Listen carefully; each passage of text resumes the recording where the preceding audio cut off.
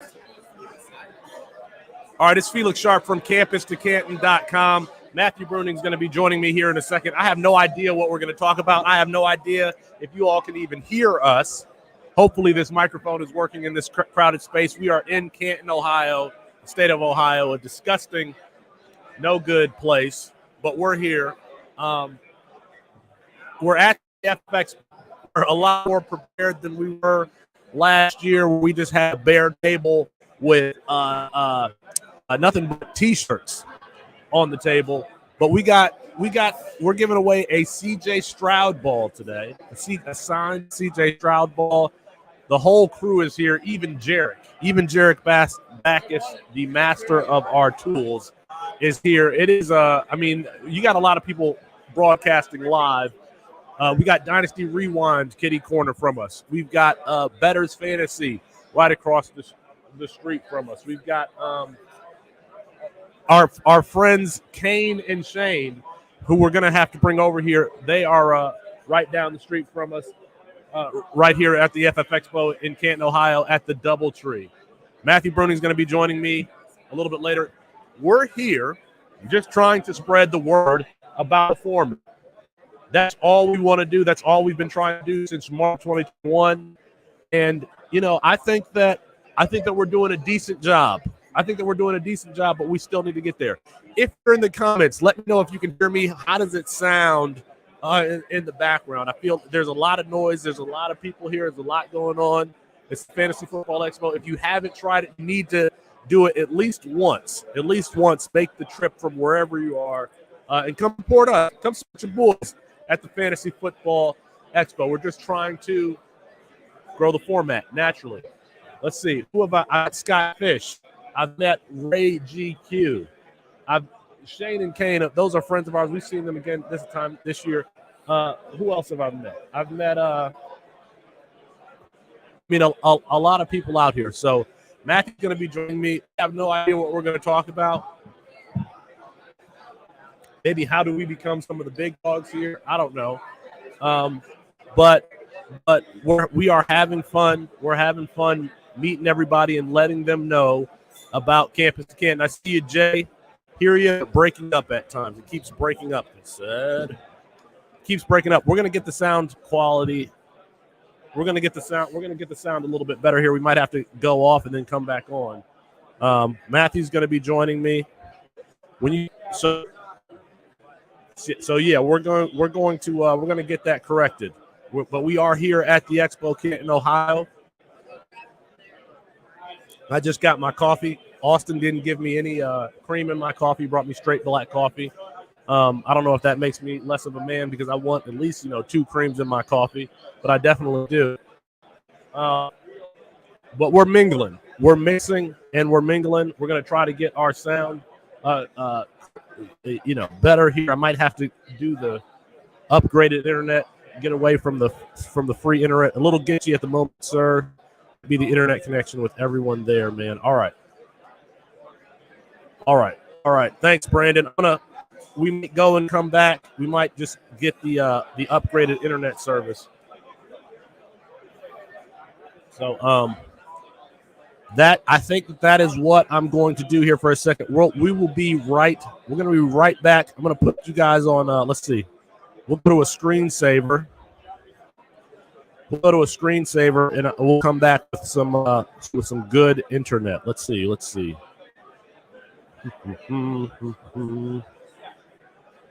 But we do appreciate you guys tuning in. Definitely. Let's see. All right. So I'm going to go out. And we're going to see if we can get this sound corrected.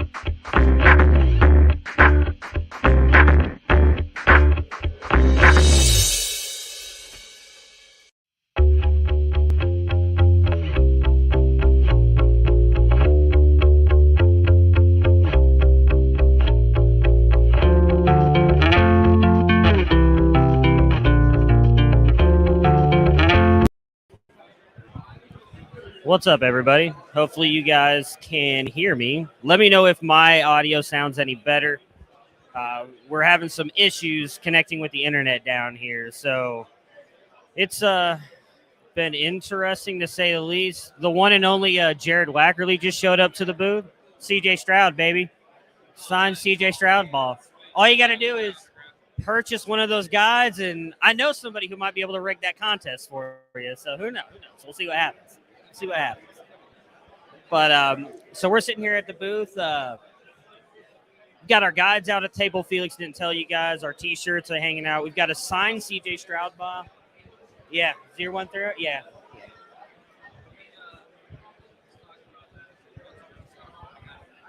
Yeah. Him and Moxley may have hit on some gold there. It's been pretty good.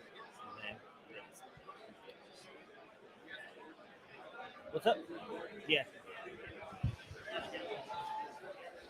So if you guys did miss it, show us the table. So unfortunately, your boy here does not have a camera.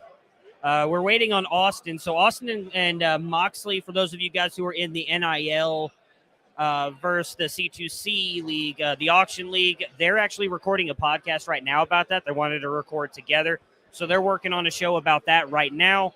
When they come back down here, we'll actually have a camera because my camera is connected only to the laptop, Brandon. I apologize. I did not bring my actual webcam. I was limited on space in my bag that I could bring with me with everything because I got a signed CJ Stroud ball I got to take back with me.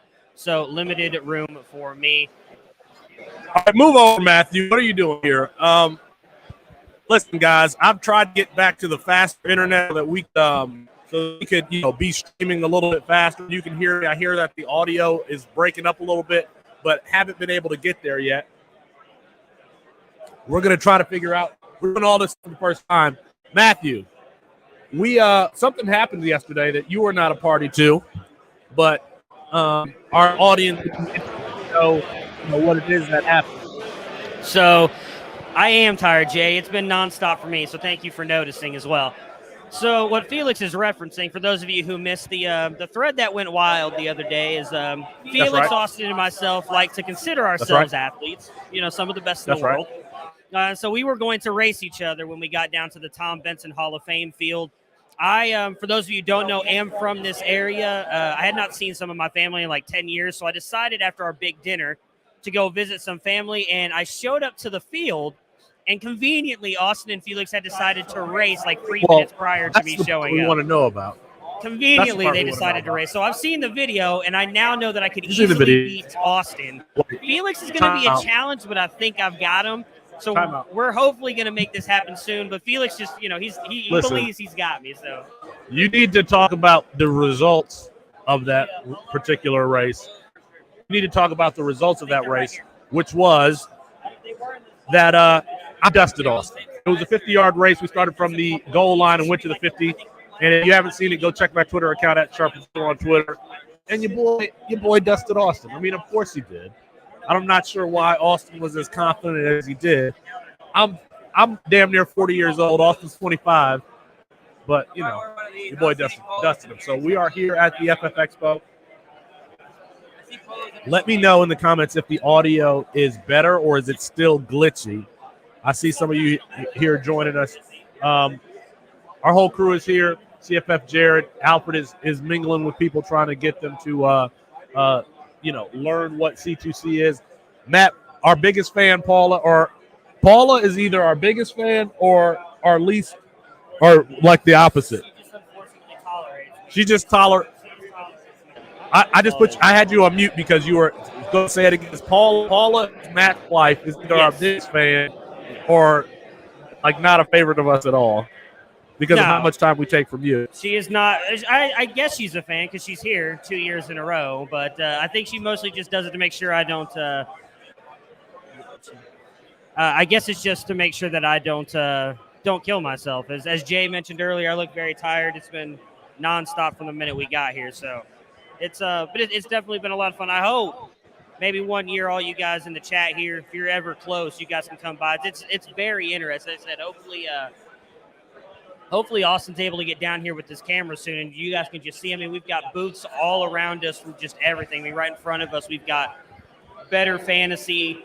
You've got the Owners Club, the Commish, Empire Fantasy Football, Dynasty Rewind, a really fun podcast that I love. You've got and you got Campus to Canton, goddammit. Well, of course they You know got we're Campus here. to They can Canton. see us. So there's a ton of people here. We're going to hopefully be interviewing people as they come by. Everybody's starting to get set up and kind of making their way through. Right now, we've got Shane Hallam and Kane Fassell right over here next to us as well. So Debbie Marketplace, I went on their podcast and sang the wrong theme song the first time I was on the Debbie Marketplace. Let us know in the comments who you would want to hear from. I mean, everybody's here in the fantasy space. So if there's someone that you would want to hear from, let us know. We will track them down. Let's see. Scott Fish is here. Joe Bryan is here. The Lord Don't Lose. I talked to him this morning. Our friends at Rookie Fever, Swagzilla and Michael Finero are here. So we will definitely talk to them. Michael Finero has been doing a Campus to Canton League. He's been DMing me a little bit back and forth. So we'll talk about him. We'll talk with him about his first time experience in C2C. So everyone's here. Everyone's here, Matthew. Yeah, so Austin is here. It doesn't look like he's recording with Chris Moxley right now. So Moxley just woke up. So this tour may last. Wait a little. Everybody wants a camera. Neither me or Felix have a camera. That's what we're waiting on. So everybody wants to see what's going on around us, and only people can see me and Felix because our cameras are on the laptop. So, but what I can do for everybody, if you guys really want to see what this looks like, I can actually pull this up on my phone and walk through the entire Expo StreamYarding from my phone and kind of show everybody. You won't hear anything from me, but I can possibly do that here in a minute. Felix? You can do that, and I'll filibuster. I'll narrate while you're doing that, and we will try to get an interview. I feel like they're saying that your microphone is better than mine. Like your audio I do is better than you, so that's not surprising. But what people are asking in the chat is they really want to know what this ring is you have on. You flashed it a couple times. They want to see. So go ahead and explain that, and I will see if I can get this StreamYard set up on my phone, and I will give you guys a tour with my phone here. I was gonna have a tasteless joke. But I'm not going to do that joke. No, this is the 2006, I think. This is the 2006 Grand Valley State University Championship ring. Brandon Carr on that team, probably Brandon Carr. I forgot. My boy Cam Bradfield played for the Jaguars, and I am forgetting his name, a linebacker who went to the San Francisco 49ers. We had a couple of NFL guys on that team. We played Xavier Omon in Northwest Missouri State both years, 2005 and 2006. We played Northwest Missouri State, the championship down there at North Alabama. If you ever want to hear the stories from the pre and post game after parties, you'll have to DM me. It's not safe for public consumption. So Matthew's going to get on. And hopefully y'all can still hear me. Matt, can I use your microphone while you're walking around? Okay. I'm going to switch to Matt's microphone since they're saying that works a little bit better. Let's see. I'm going to mute this one.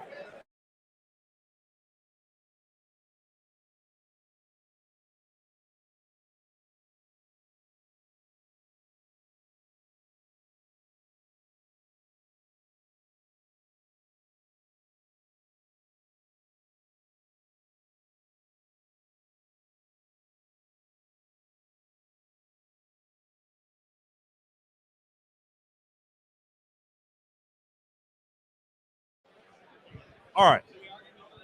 Yeah, that's better. Okay. I can hear myself in my headphones. Okay.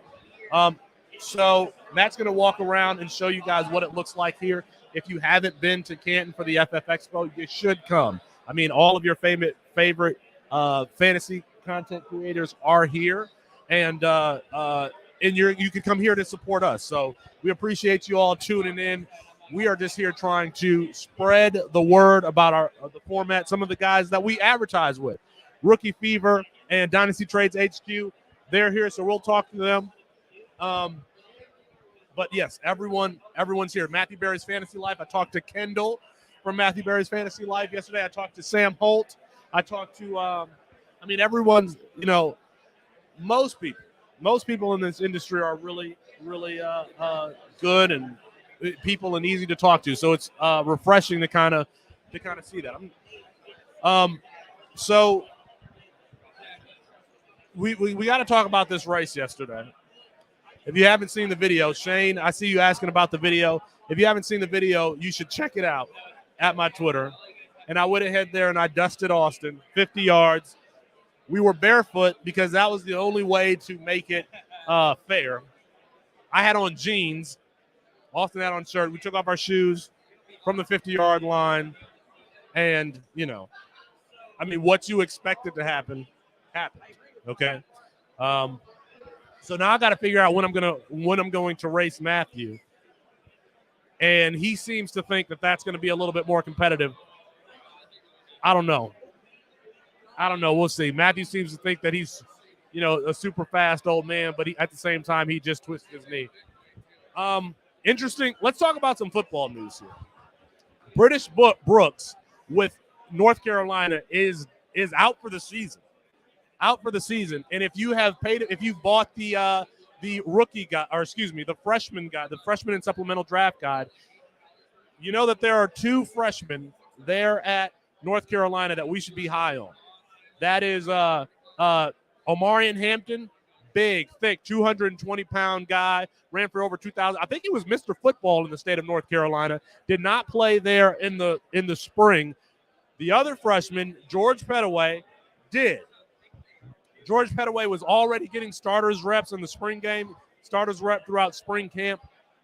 Without British Brooks there, the upperclassmen, you have to believe that it's going to come. I mean, there's probably going to be a committee early, but George Pettaway is going to be a part of that. I think we're going to see Omarion Hampton as the big, thick back. We want to get a piece of Phil Longo's offense. And unfortunately for North Carolina, and Brandon, I know that you are the North Carolina fan. They've had a few injuries with Antoine Green and now British Brooks. So we're going to see a couple of freshmen. I've been mocked and ridiculed, teased, made fun of for touting one Andre Green Jr., the raw prospect. I think Andre Green is a 4-star prospect. Some of his high school tape, you see him playing in literal cornfields at whatever division he was playing there in his high school tape. Matthew's sitting here trying to talk to me while I'm on live. But I think that, and then Andre Green, the reports are that he is looking outstanding. Drake May, Jacoby Criswell, they're going to need somebody to throw to when they're not throwing to Josh Downs. It might be Andre Green Jr. He could have, his stock could be on the rise here early in the fall if he's going to be getting playing time, and it looks like that he might be getting playing time.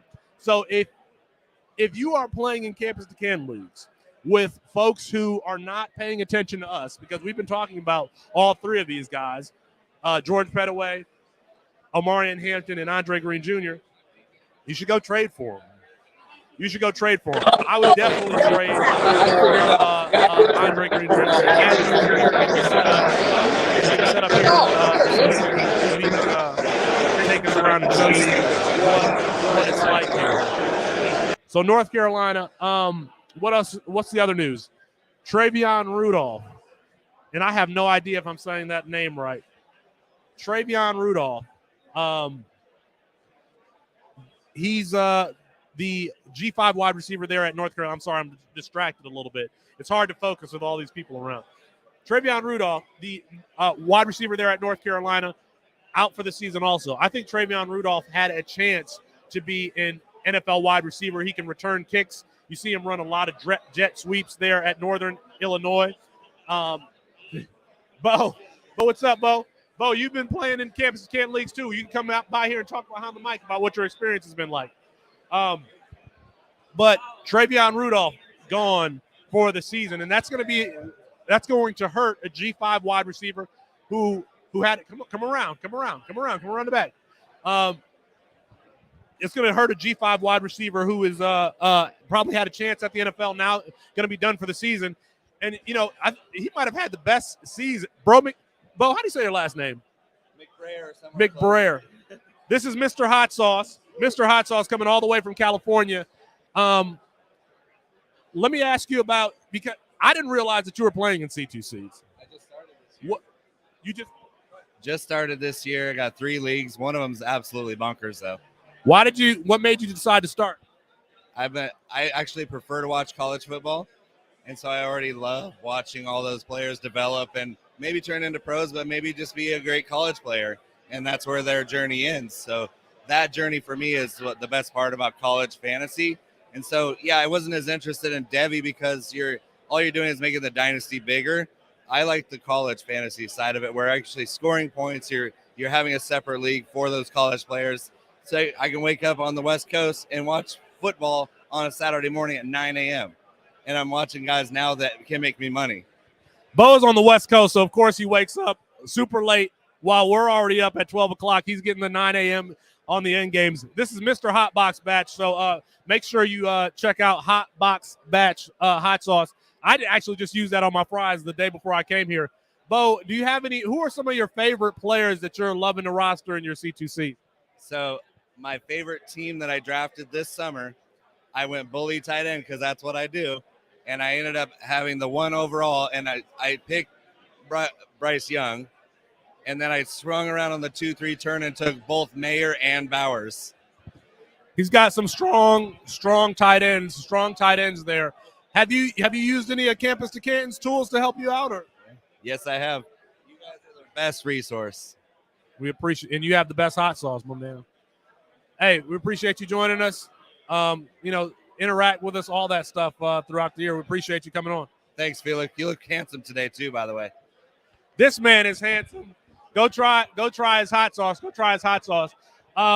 He talked about Brock Bowers. Let's talk about that tight end room there at Georgia.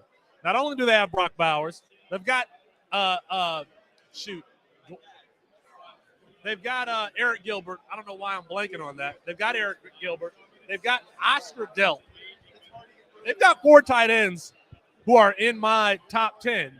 And Oscar Delp, just as good of an athlete as Brock Bowers. So, that's another player that he's probably not going to get it, but he's reportedly looking great in fall camp. So, and very athletic. So, Oscar Delp. Why am I forgetting the big dude's name? Brandon, help me. Who's the big dude? There's the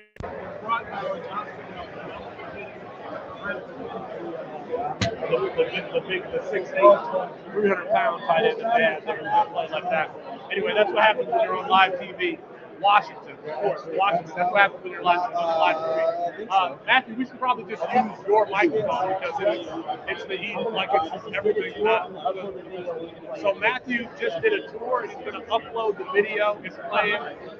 Before he does that, we should probably talk to our CEO, who doesn't accept that moniker or title. We saluted him yesterday at dinner. Austin Nace at WD's on Twitter. What's your Expo experience? It's been great. I mean, if you want to do I definitely think you should do it. All these people that you listen to every day on your ride to work, on your ride home, watch your shows, it's interesting. And everyone is either way taller than you thought or way shorter than you thought. Give us your assessment of your performance in the race yesterday. I came out a little weak. I think that the start was really what killed me, and it was just no chance from there. So, I think it was a nice start to see You think you're going to have better results next year? Is that what you're saying? Well, I think I can just eventually outlast. I think I can eventually outlast you. Really, that's my plan. So,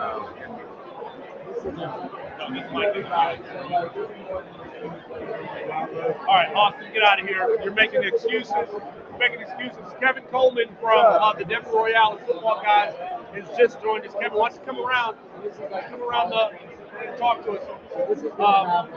Kevin Coleman, salt of the earth, bearded man. The beard is a little bit lighter today here at FF Expo. He cleaned up a bit. Kevin Coleman, give us some of your Debbie Royale. Jeff Bell is here. Christian Williams. Where's Christian Williams? I'm meaning to talk to Christian. The Debbie Royale. You cannot talk to the guests while I'm talking to him, Matthew. Give us some of your favorite players that you are trying to roster on the college side of either your Debbie League or CCC League. Oh, my favorite. Quentin Johnson, TCU. I love the play. CQC, I'm big Rayshon Luther, Lee Brown, like those guys. You know, and obviously, I know Quinn Ewers, are you a Quinn Ewers fan too? How's that feel? I mean, you mean the backup quarterback at Texas? I mean, I'm a fan of all college athletes. I mean, even the backup quarterback there at Texas. At the 101, I think not. He thinks not. But who else you got? No. You're doing the Austin thing about picking everybody at the top of the. Like I like Bijan Robinson and Jameer Gibbs. I like Jameer Henderson's pretty good. I feel like that's how you get it right. Let me think. What's your experience been like here at the Expo? Did you see the race yesterday? I did see the race yesterday. Can you give your first person assessment of what happened in that race? I thought Austin was a lot faster than that.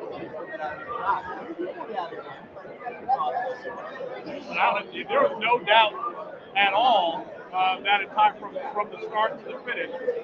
So, I know you're good. I like you. I understand you can get hurt.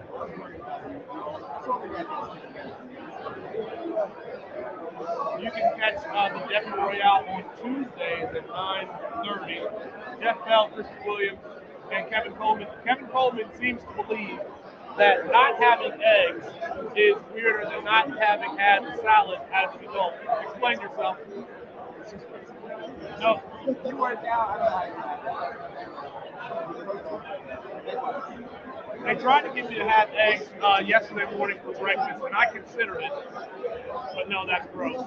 It's weirder to not have had a salad.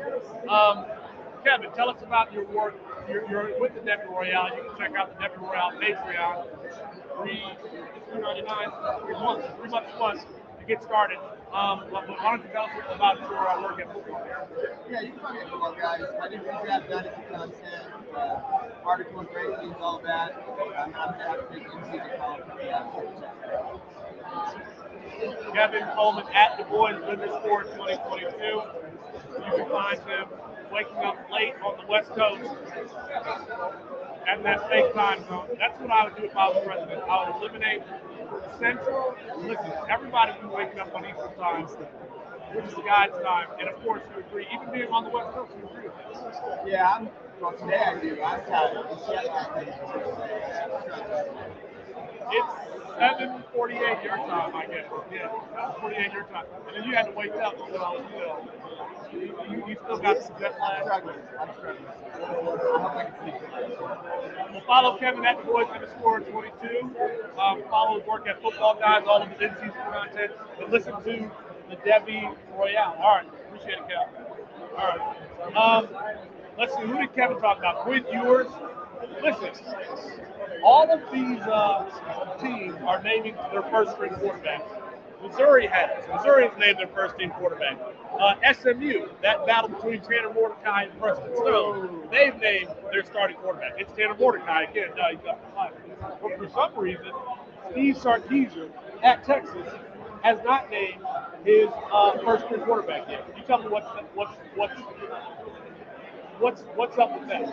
I don't know how we can trust Quinn Ewers if he cannot beat out Hudson Card for that starting job. That doesn't make a whole lot of sense to me. Let me know if the mic is better. And give me a sound check here if it's all right. In the comments, if the mic is good, if you can hear me okay. We're using Matt's microphone a little bit better. Listen, last year when we did this, we had no setup at all. No setup at all. This year, we're a little bit better. We've got the logo behind us. We've got the CJ Stroud ball that we're giving away. We've got the CFF, the Debbie Guide, and the freshman and supplemental guide here for people to take a look at. We're doing a little bit better, but we're still working on our stuff with our audio and visual content. We'll be better next year. We'll be better next year. All right. Colin Decker, you wanna come around? Colin Decker is always behind the scenes. Colin, personally, I feel like you do not get a fair shake around here. Austin Ace is just listen. I have way more respect for your work than Austin does. And we did the largest. Colin is of course on campus life, and he is our. When you ask for technical support at Campus of Canton, it's Colin Decker. Of course, it's not me. No good well that I can't do shit behind the back end of the website. Colin, why don't you give us? See, Kevin gave us all guys who were taking the first round of WRCGC. Quentin Johnston. Who else did you say? Travion Henderson. Why don't you give us some guys that we can take beyond the second or third round? Some deeper guys that you like in C2C this year. So one of the guys I like a lot, I talked about him on the previous summit that we did. Check that out on the YouTube page. But Jared Morton, QB, Texas Tech. It sounds like Tyler Shuck is going to be starting there this year. He hasn't played a full season his entire career. I think Jared Morton's just got better. I think he's going to end up taking that job and want the QB in the offense. So that's a guy you can talk about. And then another guy that I'm a huge fan of is Josh Simon, tight end, Western Kentucky. He last year threw one game, he got hurt, and then didn't finish the season out. But through one game, he had 70 yards and 2 touchdowns. So he was off on a constart, fortunate injury. But this year, Western Kentucky loses their top 2 guys from last year. They lose a combined 3,000 yards and almost 30 touchdowns. There's a lot of volume left in a high volume passing offense, and not a lot of cruising wide receivers there. So Josh Simon's talented. He's basically a big wide receiver and tight end. And you can do a lot with a late round tight end. And once you get past the top 3 guys in Mayer, Tree, and Bowers, I mean, it's just about that's the money. Well, Josh Simon played like 3 quarters and scored 25 points last year in that particular offense. Designated as a tight end, but principally playing wide receiver. A lot of people, including myself, are rostering these Zach Kinsley branch offenses. So either Texas Tech with Tyler Show and Miles Price, or back home at Western Kentucky, Jared Nagy, Josh Simon, Malachi Corley, Daywood Davis. What are the chances that lightning strikes again with both of these offenses being CFF winners? What do you think? I mean, I don't think we're going to see the Bailey CFF production, but even if you hit 80% of Bears production, then you're still looking at one of the top offenses in the country. Hope for both of them, right? I think it works for both of them. I mean, Zach heading to Texas Tech, they have some pieces in place that we like, and it's going to be interesting to see what this offense brings at the high level. But there's not a lot of defense that's scary anymore in the Big 12. I mean, Oklahoma State lost Jim Nolan to Ohio State, so early transition, they were a little bit tough, but after that, nobody scares you there. So I think this offense is Power 5 level, pretty well productive. Texas Tech. And then in Western Kentucky too. I mean, they're playing in G5 conference. There's nobody that scares you there. There's not even a Baylor. There's nobody that scares you. I think this offense can also put about 80% of production they put up last year. And again, you're looking at 2 of the top fantasy offenses. So I think maybe it's not lightning quite striking twice, but this is really good sitting there. Tell us something about Austin that nobody knows, nobody would expect. That's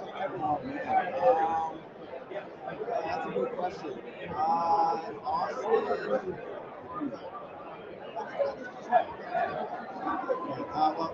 Alex Shockley likes to bring that up all the time. Tell us something embarrassing.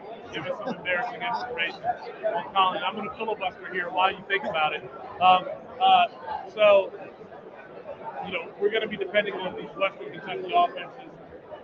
Another team that appears to have named the starter, Western Kentucky, between Jared Nagy Austin Reed and shoot, the guy that what other kid's name? No. I'm sorry. I'm thinking between Reed and Davey. But at Texas Tech, it was Show. The guy who was an athlete who played running back and then played quarterback, Donovan Smith, and then Barrett Gordon. It looks like Donovan Smith is out of the running there. It's going to be Tyler Show and maybe Barrett Gordon as the backup with Donovan Smith. They're talking about him having certain packages and potentially playing wide receiver. So he seems to be out of it. It seems like it's going to be Tyler Show with Barrett Gordon potentially as backup. So if Zach Kinley stays there, you're going to want to have Barrett Gordon at some point. Barrett Gordon, we had Alan Drew on 24/7 Sports. And he was one of the players that Allen highlighted. So, all right, give us the embarrassing on Austin. So Austin's very tight. He buttons everything up. Just to put the time in his picture there. So there's not a lot of embarrassing moments about him, but in college, there was a story that he and some of the other guys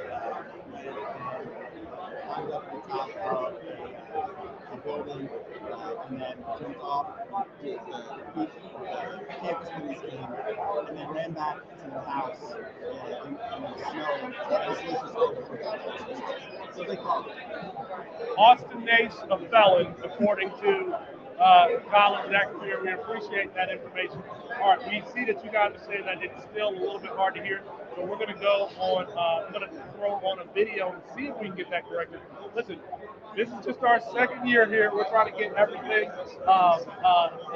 copacetic. We're set up here visually. If you saw our table, you would be proud of us.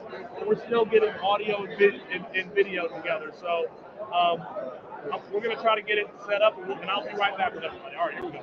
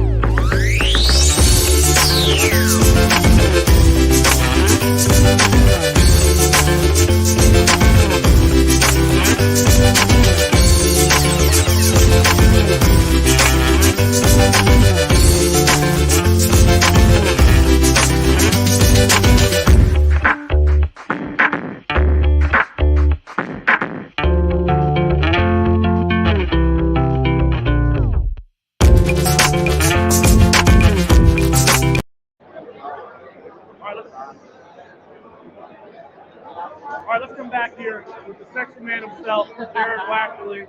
I don't know where to start. J-Wack, you like Andrew Paul.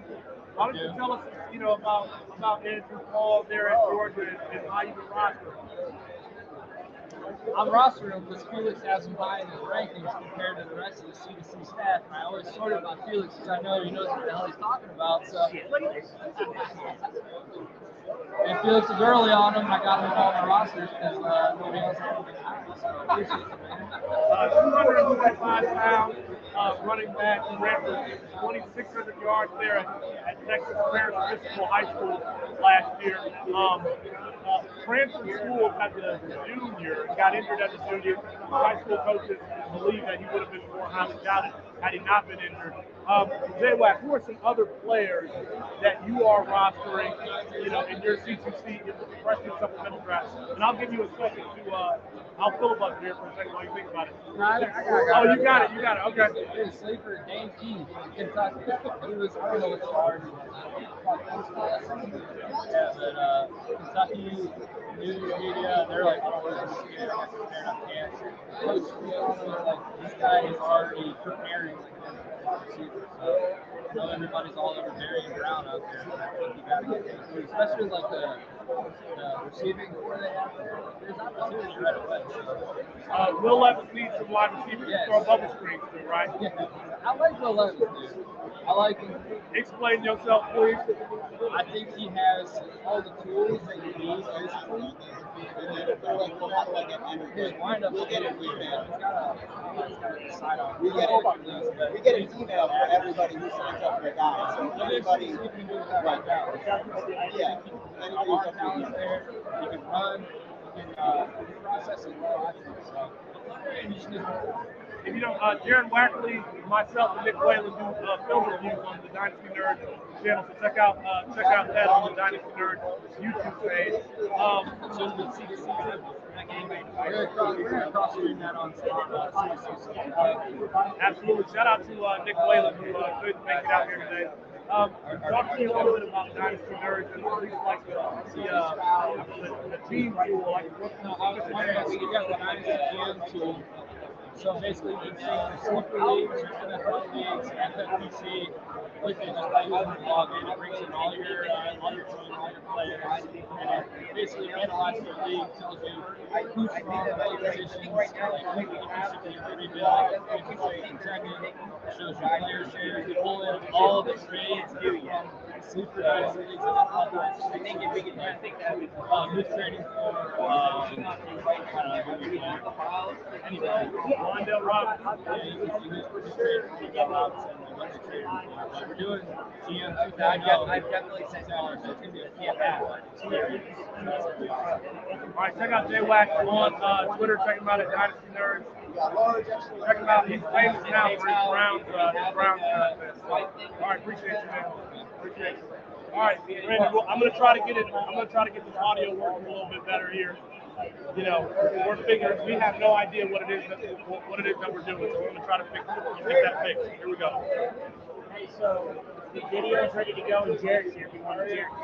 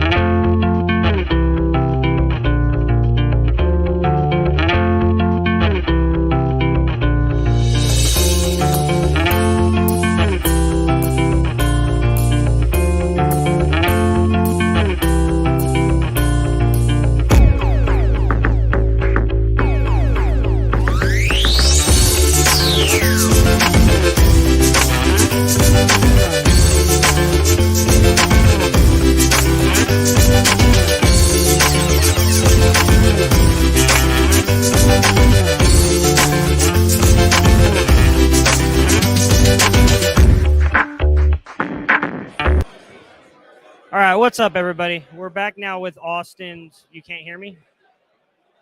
Let's see here. Good. Good. So it's lagging. Can you hear me? Am I talking straight to you now? Okay. Does the audio sound good though, even though it's slow? It's just lagging a little bit. Okay. So if this is being correct, we're being told the audio is fine. It's just lagging a little bit. So Jarek's going to join Felix here in a second. Then we'll play the. I did do a tour around all the booths. We'll play that, and then we're going to get Barnabas on as well, who I think you guys have seen at least once. Who? McDowell? We will get McDowell as well here in just a minute. All right, so hopefully this audio sounds a little bit better. We're figuring all this stuff out for the first time. Just stay with us, bear with us. Eventually, we will be professionals, and we will figure out what the hell we're doing. This guy is a professional. Jarek Backus handles all of the tools at Campus to Canton. He created all of the tools. More behind the scenes. Jarek, first of all, it was good seeing you. I called Jarek.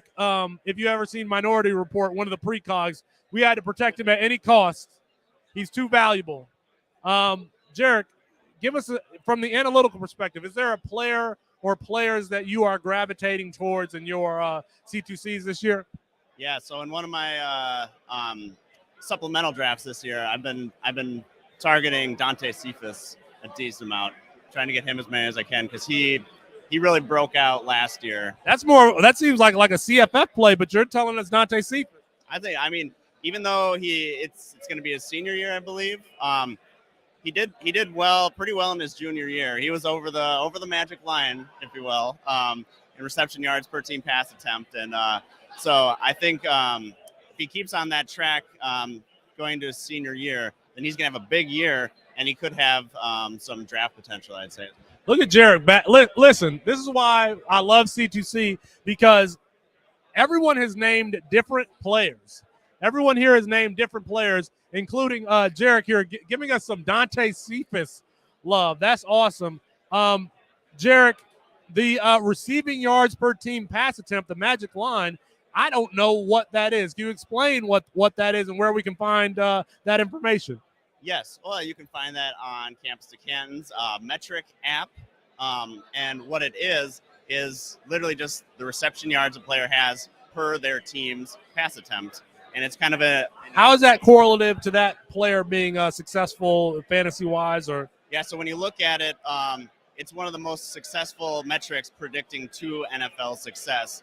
And So Jarek is telling us that according to the information he's looking at, Dante Cephas is a player that you should be paying attention to. And quite frankly, I think Dante Cephas is a player that you're getting, in the middle rounds or after the 20th round in a C2C startup, and he's probably available in a lot of freshman drafts. So, and you can find this tool. Where can you find this tool to sort players by receiving yards per team pass attempt? So there's a data metrics table tool on our site, and that's where you can sort them by any metric, really, any advanced metric, basic metric that you want to. And you can sort and you can plot even more than one player on that graph to see how they shake out. Like what's the date range of players that you can sort through? Because we can look at players like I can compare Dante Cephas and Devontae Adams or who was another NFL, I don't know why I can't think of another Jalen Waddle, for example. I can compare those players on the same graph, right? Yeah, I think you can go back to 2008 NFL draft season, so players that were in that class. So if you want to compare players between 2008 and who are in college now, you can go ahead and do that at CAMPUS2CANTON.com. Jarek, thank you for designing these tools. I could have done it myself, but I figured, we would give you something to do at the website. I got other things. Thanks for having me on. All right, appreciate you, Jarek. Go ahead and check out the tools at CAMPUS2CANTON.com. There are more people tuning in, so I'm assuming that means that you all can hear us now, and the audio is a little bit better. But we still don't know what we're doing, so it might be terrible as far as I can tell. We've had a lot of people mention different players, and Yes, much better. Thank you, Brandon. Thank you. We appreciate it. I really want to get some first-time C2C players around here to figure out the why. The why. Mr. Sunshine, Mr. Sunshine himself, Proton. Eric Froton from NBC Sports Edge came all the way from California. And doesn't he look like California? I mean, he's so pretty. If he wasn't doing fantasy content, he would probably be a model or an actor somewhere. Froton, from the CFF perspective, give me a sense of some players that you are gravitating to this year that are not, names that everyone's talking about. I like Josh Kelly as a wide receiver. Fresno State, baby. You got Carrick Wheatfall and him were sharing that prime, the X spot last year. You have everybody coming back. Wheatfall's gone. It's Kelly's spot by himself. And, while you do have Jalen Cropper there, he's a slot receiver. And you can't, as we know in the college fantasy football realm, it applies as well to NFL, of course. That outside guy is going to eat. And when he's not splitting reps, he's going to be able to turn that 700 yards he got in 5 touchdowns last year. I think he hits 1,000 because we got Jay Kaner back. We have continuity in the coaching staff. They promoted from within the OC ranks. You got Jeff Tedford back. Even though Kalen DeBoer, their head coach, who is an absolute offensive guru, is in Washington now, they still have the band is back together. Jordan Mims took over for Ronnie Rivers last year. Didn't miss a beat. The whole offense is well formed. Them and Boise State are the 2 favorites right now in the Mountain West. I believe it's Fresno State's plus 240 and Boise State's plus 220. And then everybody else pretty much plus 500 or less when it comes to the betting odds. So I really love the aspect of getting that primary deep threat in a group of 5 conference where you have an alpha team that is going to be delivering the goods. They're going to be scoring 35 points a game. You can lock that in. And I like the certainty of that. A lot of people like Josh Kelly, Jalen Cropper. Are you telling me that you prefer Kelly over Cropper, or are you just saying we need to pay attention to Kelly also? Oh, I'm just saying also. And Cropper, in terms of CFF formats, he's a top 5. He's going round 4, 5 is right around where he's going, which is a premium position in redraft 12 leagues. I think he's good, obviously. But it's about the piece of the pie. How big is the pie that we're choosing from? There's room for 2 guys. If both of them get 100 targets, which I do think they get, they're going to catch 65% of them, call it. Maybe Cropper even a little more because they'll have a lower ADOT. But I feel like there's enough to go around for 2 primaries to be productive fantasy receivers. And right now, Kelly is going, at least in the drafts I've been doing, redrafts, 12 teams, generally 28, 30 rounds. I've been getting him round 25, 26. You're going to want to follow Eric for betting and CFF content. Find him on Twitter. What's your Twitter handle? It is CF Froton on the Twitter. Thanks. I didn't know that one off the top of my head. So you mentioned Kalen DeBoer going from Fresno State to Washington. Washington, their starting quarterback could be Michael Penix. It could be Sam Hewitt. I think we're leaning towards Penix. But Austin Ney seems to believe that DeBoer being there is going to be good for Romeo Odunze and Jalen McMillan. Do you believe in those 2 wide receivers who really haven't? Is the system going to go to Washington? Do we believe in those guys, those 2 wide receivers?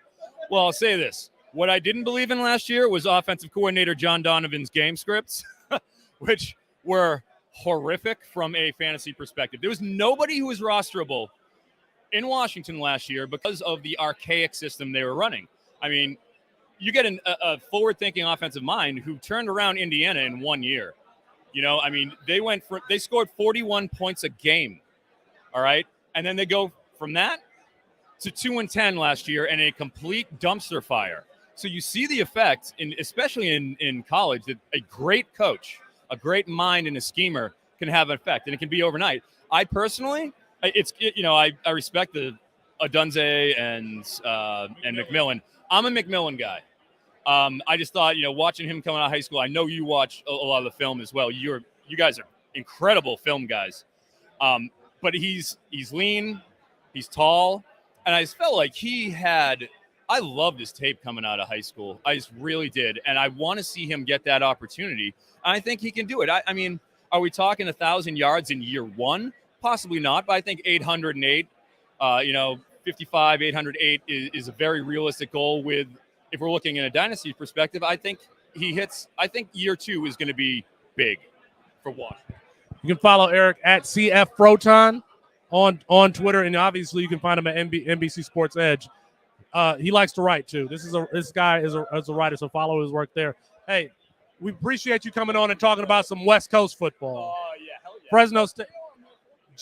Jake Haener, one of my favorite players. I think that he has an NFL future. I love his game.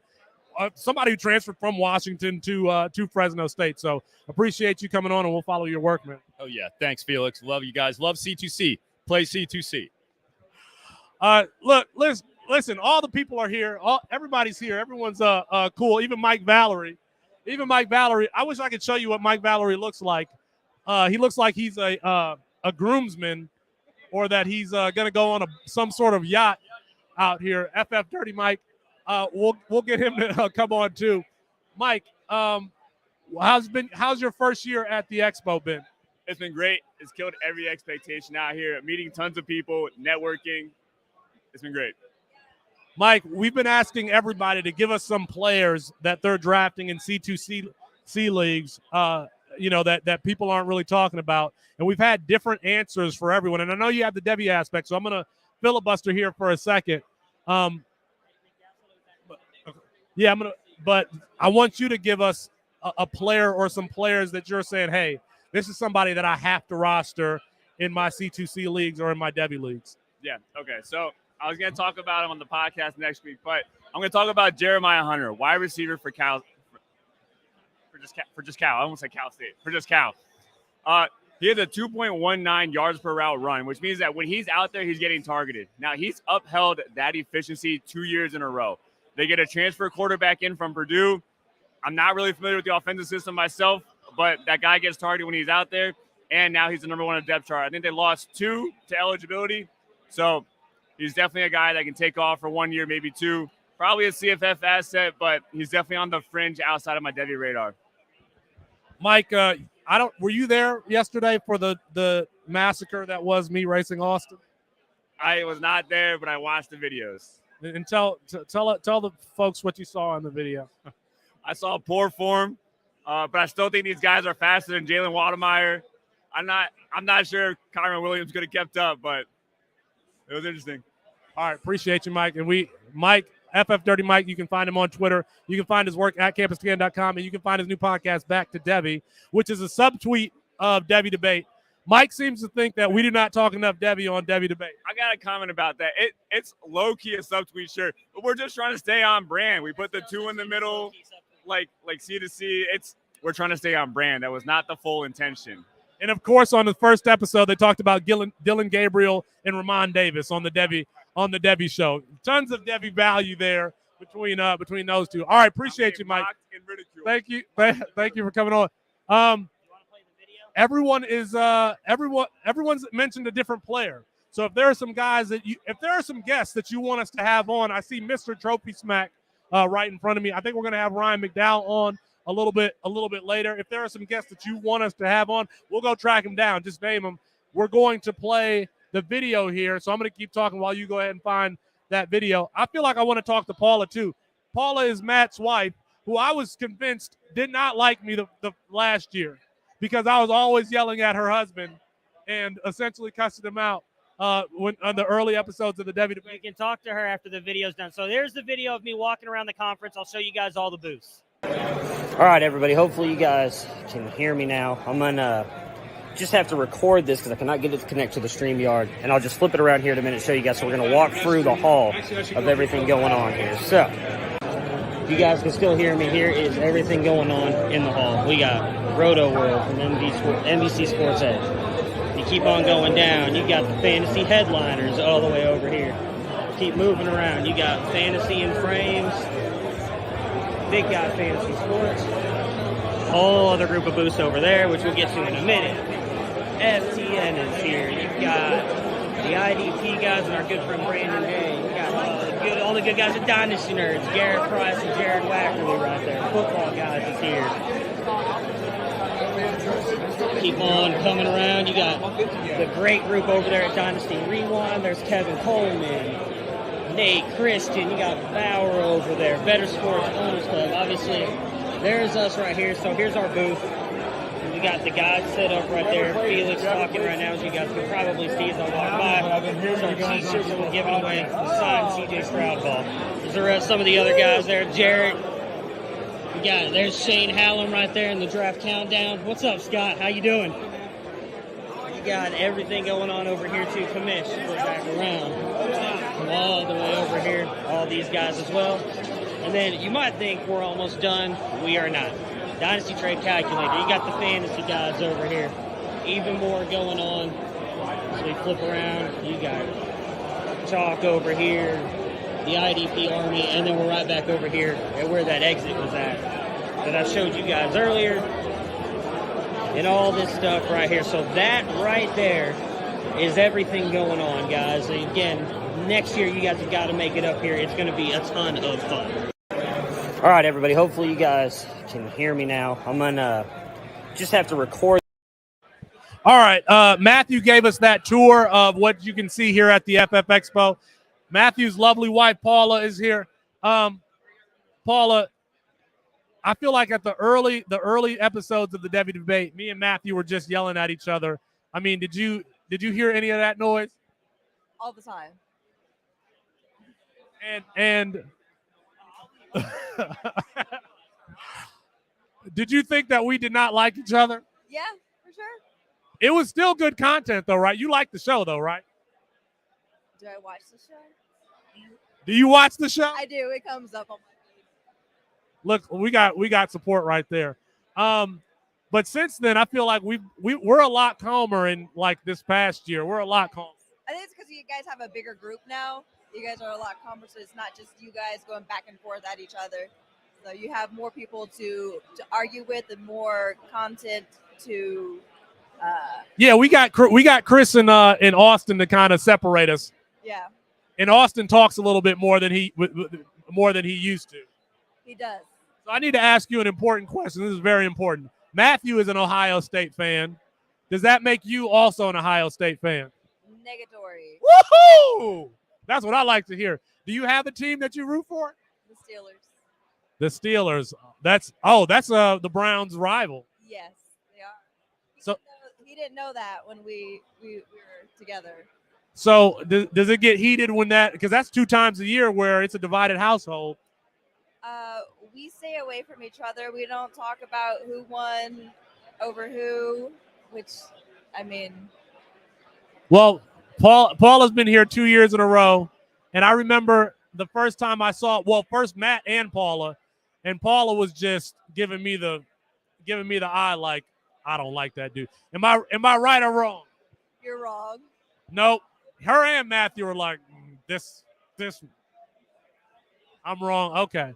All right. Well, we're a big family here at C2C. We got support from everybody. Austin brought his wife last year, but she is not here this year. But it is a big family. Do you believe in what it is that we're doing at the company? I do, actually. I feel like it's going to grow. People are going to get more interested in it. Not many people do college fantasy football. Now, Chris Moxley has been talking about the wives doing a podcast. I'm always trying to get more content. I see. Yeah. All right. Appreciate you, Paula. Thank you for supporting us. We appreciate it. All right. We're going to have more people on. We're going to have more people on as we go on. I'm going to play the, I don't have anything to take a break. So I'm going to play the our little intermittent video, and we'll go find some more people, and we'll talk about some more stuff, and we'll be right back. All right. Here we go.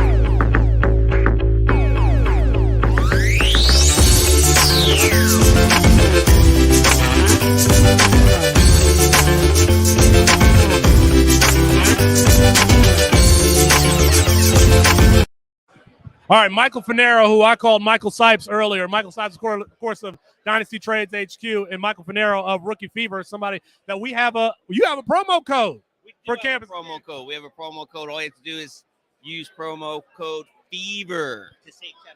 Fever, and your boy Swags, very appreciative, brought me some Faygo. I mean, that's love right there. That was very nice of him. He thought of you and only you on that one. If you know, you know. Now, I wanted to talk to you because you are doing C2C for the very first time. I am very intimidating, but I have been. I heard that I have freshman fever. It's the first time I ever heard of this, but it's basically untapped potential. You would expect that from a guy who has a podcast that talks about rookies all the time. So I have freshman fever, and boy, do I have it. I was like, oh, my God, I want more and more freshmen on this team. Well, I'm going to ask you about some freshmen that you're liking and you're trying to get rostered. But I think for a lot of people, that intimidation factor can be tough to get over because you don't know who the players are. How have you been able to deal with that? Well, I have CAMPUS2CANTON to lean on for that. And I'm not even just saying that because there's a promo code. Like, seriously, we started a listener league at Rookie Fever, and everybody's using it. So I have to figure out a way to get an edge because we're all using the same rankings. So I just DM Felix. Say, Felix, what do I do here? But the rankings and the tools, you think that they've guided you a little bit to, when you get into deeper rounds of your startup draft? Absolutely. There's a tool in particular where you can actually type in the player's name and go, well, maybe I can wait a couple rounds on this guy because you don't know, right? Like, you're new to the format. So you type in the player's name and it gives you the probability of when and what round that player will be available. That's invaluable. I mean, that's really cool. And then you have the Discord where you just go in there and just start asking questions. And you have all this. I mean, it's a very, very supportive platform. Make sure you check out Rookie Fever. He already gave you the promo code, but he and Swags do really good work plugging CAMPUS2CANTON. All right, can I ask you about some players that you like? This is a guy that I've taken a look at because you're a first timer, so I really want to know who you've liked early on in draft. Well, the one name that I was really glad to get was Quentin Ewers. That was a name I was really, really, really hoping that we would get because I had 2 CAMPUS2CANTON drafts right now. Didn't get a hold of him, and I was doing because you can do it any way you want, right? You can start building up that college side and not really worry about them transferring to the NFL, which isn't me. Like, I want to get this NFL production going. But I also have like a Hendon Hooker, Tillman combination, which is like, well, maybe Hendon Hooker will come something in the NFL, hopefully. But that one's fun. Have the Penn State crew. I got James Washington. I know he's Parker Washington. Yeah. I know he's not a freshman, but we have I believe a freshman quarterback, correct, at Penn State? Drew Aller is the 5-star freshman. He's one of our highest rated freshman quarterbacks. Look very similar to Josh Allen, at least as a high school. So we have both those 2 young quarterbacks on our listener league on our squad, Swags and I. So I'm excited about those. So are you going to be watching football on Saturdays now? Dude, oh my God, yes. I'm really excited about it. The thing that I always wanted to sit down and watch college football, but it was like not understanding the players, not knowing who they were, because like there's so much, like there's great teams in college, and then there's other teams that are small schools, and I don't know the difference and what conference and some of that. Now I kind of have like a little taste of that where I want to learn more. That's how this all happened, right? Like when you're in redraft and you get a little taste of Dynasty, that's all you need is that little taste. I'm getting that little taste of C2C now, and I'm going to be watching college for sure. Well, you can find Finero at Aardvark TV on Twitter, and of course listen to Rookie Fever. We appreciate you joining me, man. And we appreciate the work that you guys do for CAMPUS2CANTON. I love that relationship. Of course, my boy Swags is from Kalamazoo, so it's just natural because Kalamazoo stand up all day. All right. Appreciate you, man. All right. I love this, man. I love this community here. You see how natural everybody is and how good these dudes are. So make sure you listen to Rookie Fever. I didn't say anything about Quentin Ewers being the backup quarterback at Texas. Sorry, not sorry, but he is the backup, at least so far, because they've had the scrimmage, and Hudson Card continues to take first team reps. Look, I'm trying to produce the show and talk at the same time, like getting people that we want to talk to. So, yeah, man, Texas. I don't care who's starting for that team between Isaiah Nayor and Xavier Worthy, and then the running backs just between Bijan Robinson, Jadon Blue, and even Jonathan Brooks. I think we like all of those guys. Texas might be back if if their offensive line, which I think according to PFF was ranked like 73rd last year, right below Troy, if I'm remembering correctly, if they can block. Now, I can tell you we're going to find out really early on in week 2 when Texas plays Alabama. I feel like we got to do some sort of something for that particular game. But that is going to be that's going to be one to watch. That's going to be one to watch. If I gave you 10 points for Texas, would you take it? Would you take the points, or would you take Alabama? I mean, where would that? What I don't know what the terminology is, but where would that line have to be? How many points would I have to give you for Texas to take Texas? 10, is 10 enough? Is 10 enough? It would be 12. Would it be 14? I just think that Will Anderson is going to ragdoll that Texas offensive line. And I don't know that game is going to be close. I want it to be. Here's the thing, though, about that game. You've got no JoJo Earl. You've got an offense that is, kind of retooling. They got new weapons in the backfield, all new wide receivers. Alabama's offensive line is always going to be okay, but that's an offense that is retooling. So maybe they are not as explosive early on as teams in the past have been. So maybe we see a closer game. That's all I can hope for, because I think that Will Anderson and Dallas Clark, that they are going to absolutely eat that Texas offensive line. Let's bring on Mr. DLF himself, Mr. DLF, and my ride to and from here, Ryan McDowell. Ryan, I feel like I should. I mean, you've been in this game longer probably than anyone here, and you've been in Devy and in college fantasy for a while. It feels like the Devy space is growing. Is that what you're seeing too? Yeah, absolutely. Growing every year. You guys are obviously a huge part of that, huge proponents of it. But it's not just Devy. Sports betting, booming, of course. College is college, and college fantasy is feeling that. So really there's so much room to continue to grow for Devy, for college fantasy, for that whole format, which feels great. Now, I'm going to talk to you about some NFL, because on the way up here, I got a lesson from Mr. McDowell, and there is a particular young wide receiver that you are very high on, that I think that we are very high on too. As a matter of fact, Alfred Fernandez was our first guest on the Devy Debate, was Alfred Fernandez, and he talked about this player. Who is this player? And his situation may have changed a little bit because he had a quarterback injury. Can you talk about this player and why you like him? That's true. Yeah, love Elijah Moore this year. I love him for redraft and especially dynasty with his age, with his situation. Yeah, we had a little scare this weekend for sure, but it feels like we're going to come out of that safely, hopefully in the near future with the Zach Wilson injury. But yeah, we had a great conversation about Elijah Moore. I did the Kings Classic draft and auction yesterday, was able to scoop him up in that. So he's on my team for this year, and he's on a lot of my dynasty teams. As I said, I love that situation. We've already seen those reports that he's established himself as the one there, which is no surprise to me. But a player who can play the slot, who can get vertical. So if Joe Flacco has to start a few games for him, are you a little bit scared to start Elijah Moore, or is it all systems go for him? It's still all systems go. He's still the one. Flacco is what he is, but he's got a big arm, even at his age, with several years in the league. So he can get it deep for sure to Elijah Moore. And we still probably expect the Jets to be trailing early in the season. So there's going to be plenty of pass opportunities. Let me ask you about this 2022 class, a down running back class, but a class that a lot of people liked for the wide receiver position. Some of these players even taken in the second round that we like, George Pickens, like Wan'Dale Robinson, that we expect to be productive fantasy wise. Is there? And you can go running back, you can go quarterback if you want to, but is there any particular player in the 2022 class that, like, hey, despite this being a weak class, I really like this player, or their value? There's a ton.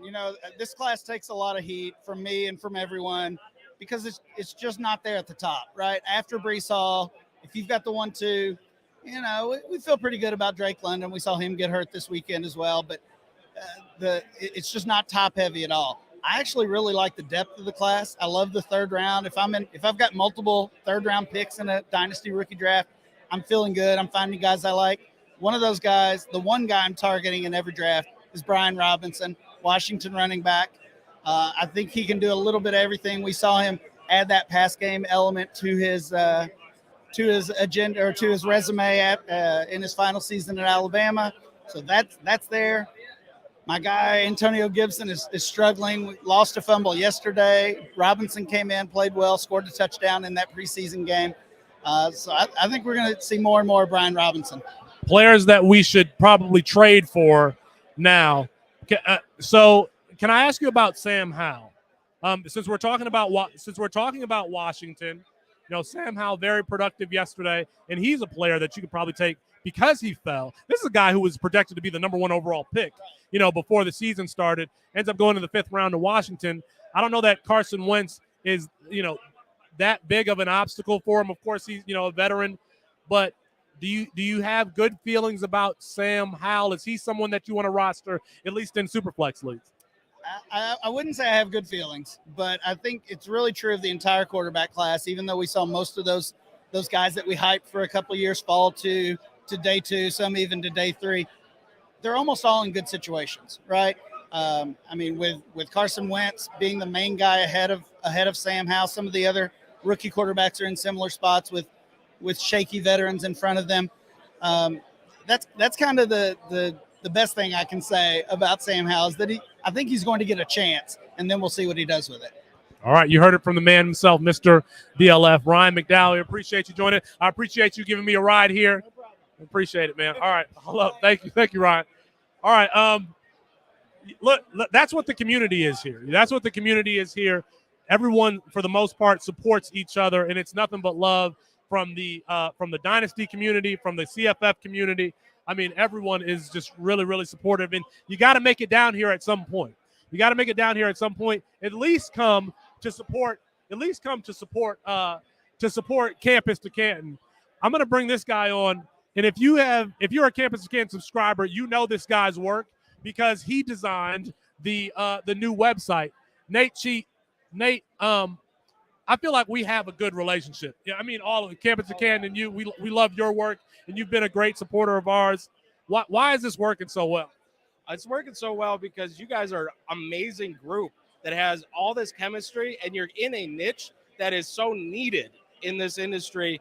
And I fell in love with you guys in a friendship standpoint last year, and I love working with you all. And I was so happy to be able to build the site for you and make things work out so that you guys have been exploding since that.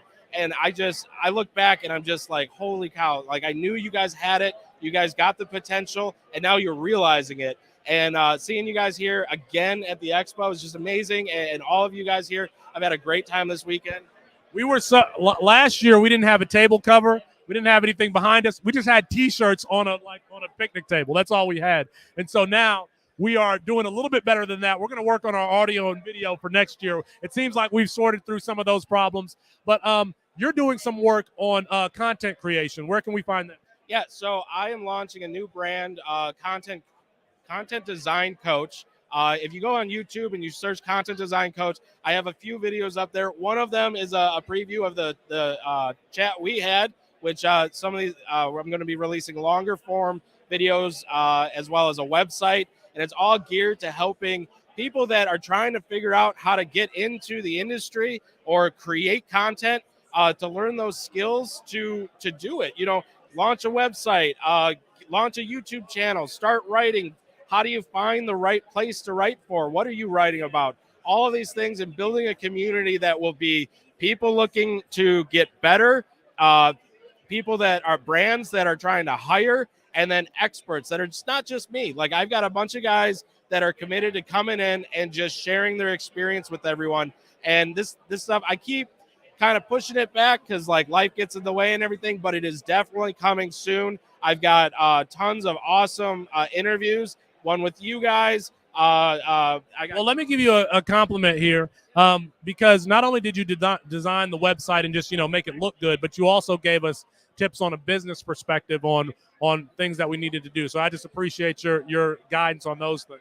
Yeah, absolutely. I mean, I've been doing this now for 5-something years, and I'm learning these things myself. So I just like sharing that and passing it forward. I've got connections with high up in Dell with an investor there. I got small business investors all sorts of stuff that are helping me on the business end and everything. And then I just kind of pass that along because I want to see you guys grow, succeed, and be the DLF of this industry of campus and Canton and college football, fantasy football, all that stuff. I want to see you guys just do so well, and I appreciate you bringing me on here to hawk my wares. Well, dude, you've been such a help to us, so it's only natural to bring you on, at least to say thank you, and for people to follow you on Twitter for your content design, coach content. But also, if they want to get in the industry and they need to, who helped us design, who helped us get to where we're at, it's Nate. So, Nate, appreciate you coming on, man. Yeah, thank you so much. You can follow me on Twitter at Nate Cheats.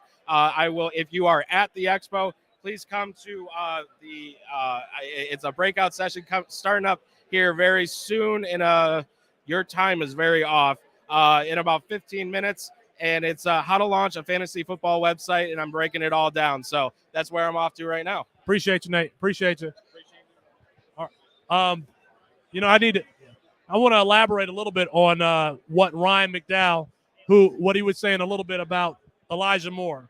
If you listen to the Debbie debate, and if you're not even a college fantasy or a C2C player, we talk about these guys that you're going to need to draft in dynasty leagues a year 2 years before they're draft eligible. We were pounding the table for Elijah Moore in 2020. And now Ryan McDowell, he's got him in his top 15, not at the wide receiver position, at any position overall, he's got Elijah Moore. So pay attention to the Campus to Canton podcast feed. Give us a rate and review. If you want to support what it is that we're doing, there are tons of free ways to do that. Go to the Campus to Canton podcast feed. You got some time right now. It's here. We're here on a Sunday. Give us a rate and review, a 5-star rate and review. Tell us why Austin is terrible. Tell Matt why he's great. Tell me this guy that we're going to talk to. You're going to hear from a lot more on the Campus Canton podcast feed, and you probably already read his work. J. Barnabas Lee is a Lee your last name. He is a Maryland Terrapin. I want to talk to you about them, okay? Because if you're playing in C2C leagues, then Dante Demas versus Raheem Jarrett is a argument worth having. Okay. Raheem Jarrett just named in Bruce Feldman's freak list. Right. What do Maryland's fans feel about those two wide receivers and specifically whether or not Jarrett is worthy of that hype?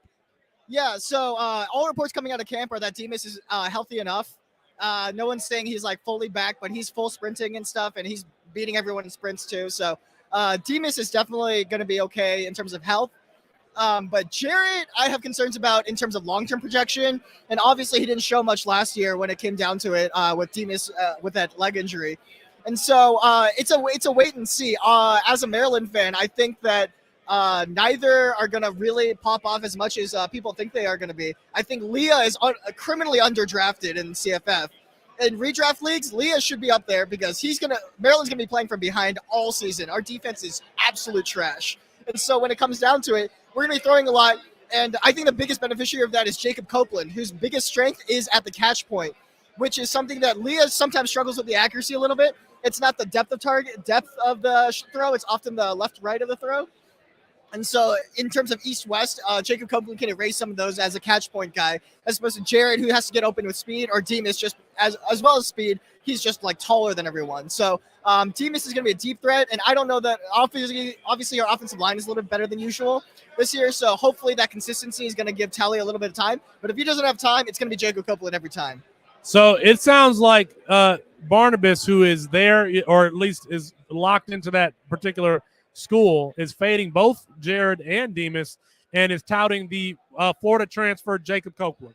I think Jared and Demas will get theirs. They'll still get a decent amount of production, but I don't think it's the wide receiver like 2 or 3 that people are expecting. It might be like more of a flex play often.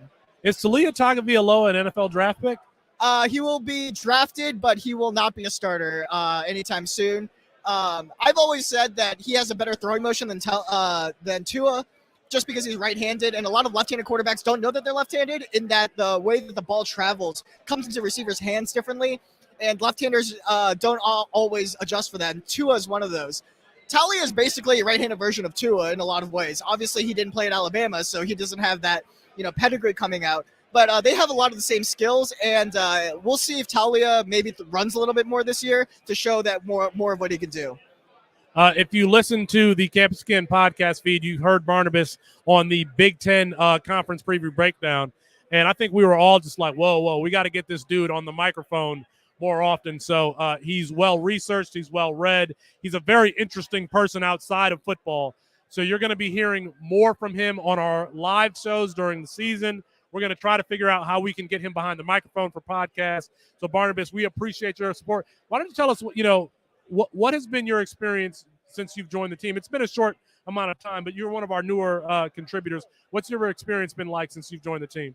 Yeah, it's been really great. The team, everyone's obviously really nice and really knowledgeable, and it's surprising to finally have people to talk to that can talk back to me instead of just looking at me with blank faces. And so I've had a really great time. Obviously, the team's very welcoming. Everything's structured so well that I really appreciate that in terms of my personality and stuff. So it's been a really great experience.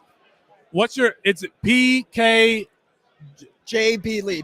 PKJB Lee on Twitter, so you can follow him on Twitter. But, even if you don't follow him, you're going to be seeing and hearing more from him on our feed. So, all right, Barnabas, we appreciate you joining us, man.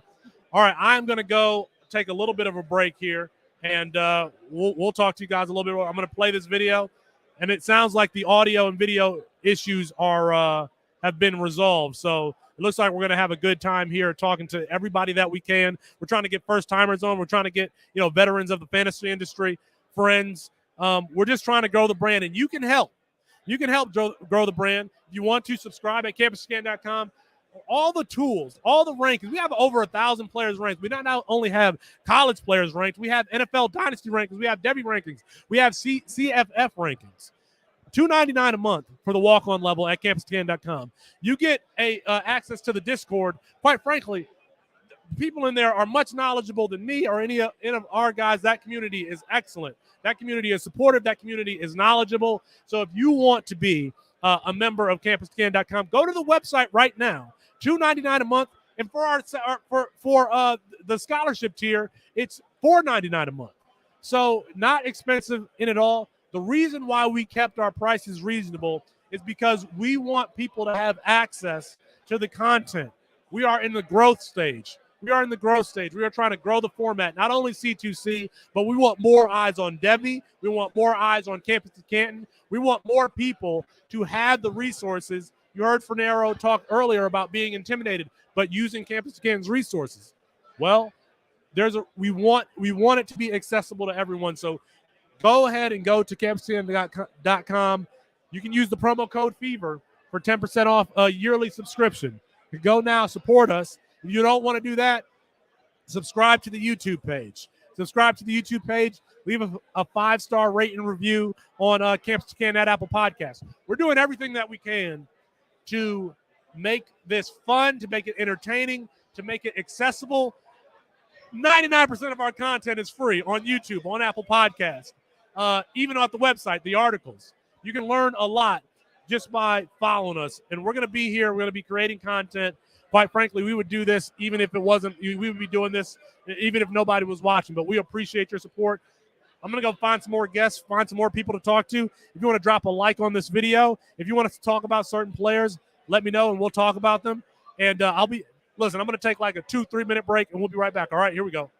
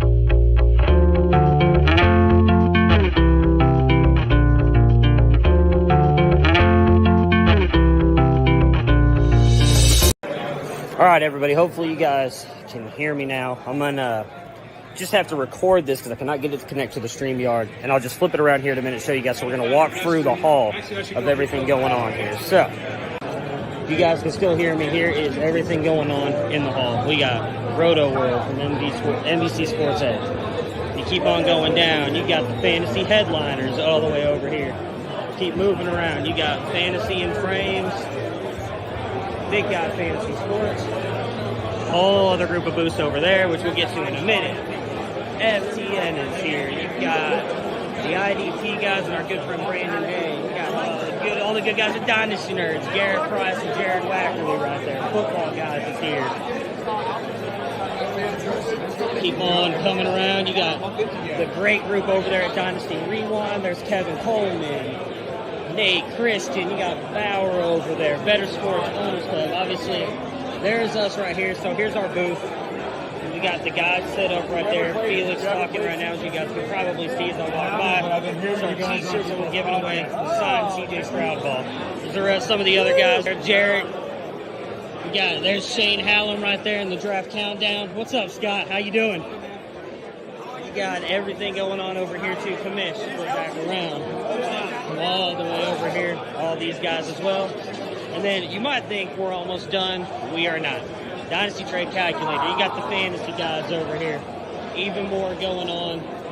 So we flip around. You got Chalk over here, the IDP Army, and then we're right back over here at where that exit was at that I showed you guys earlier. And all this stuff right here. So that right there is everything going on, guys. Again, next year, you guys have got to make it up here. It's going to be a ton of fun. All right, everybody. Hopefully you guys... All right, what's up, guys? Felix has gone to... I don't even know where he went. To probably go spread more C2C propaganda to people. He needed to take a break, so you guys are stuck with me for a little bit. I do see you guys talking in the chat about Texas plus 15, so... It's not looking good for my boy Quinn Ewers. It looks like Hudson Card's going to be the starter based on the reports I saw yesterday. I've not been caught up with any of the news the past couple days. It's been a whirlwind of a time since we landed here and have been doing this stuff. But definitely saw the Nayor had a non-contact injury. That's obviously not good for the Texas offense. And just found out that British Brooks also is out for the season. So that's not good. I don't know if Felix showed you guys here. So we've got our full guides here, and I'm going to spoil a little bit here for you guys. I mean, these things are fucking full. Austin's talked about it before. We wrote like 3 Harry Potter books for these things. The CFF guide, the Devi guide, and we've got the freshman supplemental guide. They're going to be on Amazon soon. We're working right now to get that done. You guys will be able to purchase those for, I believe it's just an extra $10. So we typically sell those for $20, an extra $10. You will get them printed in full color, and you can get a physical copy of all those guides, and we will be able to have those available on actual release day starting next year. It was something we were trying to work on to get done. We weren't sure if it was going to be possible. We were able to get a couple just copies out here today to show people what they look like, but we've got the Devi freshman supplemental and the CFF guide. We're excited about that. I mean, I know I want a physical copy. It's going to be something we're super excited to do. Outside of that, again, man, it's been a lot of fun. I really hope a lot of you guys who are in the chat and have been watching for the past almost 2 hours can make it out to this thing live next year. I mean, it's everybody. Anything you guys listen to, they're here. Everybody's just talking and having a good time. I know Felix has sat down with McDowell, J-Wack, who we absolutely love. Those guys are amazing. You got the Rookie Fever guys over here earlier talking about their C2C movement. We got Dynasty Rewinds actually right in front of the booth talking with the CEO, Austin Nace. So it's been a lot of fun. Can you win that? I don't know. There's only 3 people who have entered, so maybe. Talking about the CJ Stroud signed football. People, again, if you guys were here live, you could enter for a chance to win a CJ Stroud signed football. We also, spoiler alert, because nobody else is paying attention but Moxley, and I don't think he'll rat me out. We actually have a signed Bryce Young football as well, which we will be giving away to our members of the site here eventually. Colin just won it in Vegas. He was in Vegas, no gondola rides, inside joke. But he won a signed Bryce Young ball as well that we'll be giving away to someone in our Discord here within the next couple days. We've got to make it through this weekend as it has been a long weekend. Yeah, Desi, physical copies. It's going to be all. I cannot wait. I like the digital one. Obviously, it's just so easy to pull it up on your phone, right? Especially when you're doing drafts. You can go through and look at all that stuff. But just to have a physical copy, like I'm going to be buying them every single year and doing those physical copies and bringing them to just to have them in the background of my studio and everything, just because I'm so proud of the work that all those guys have done.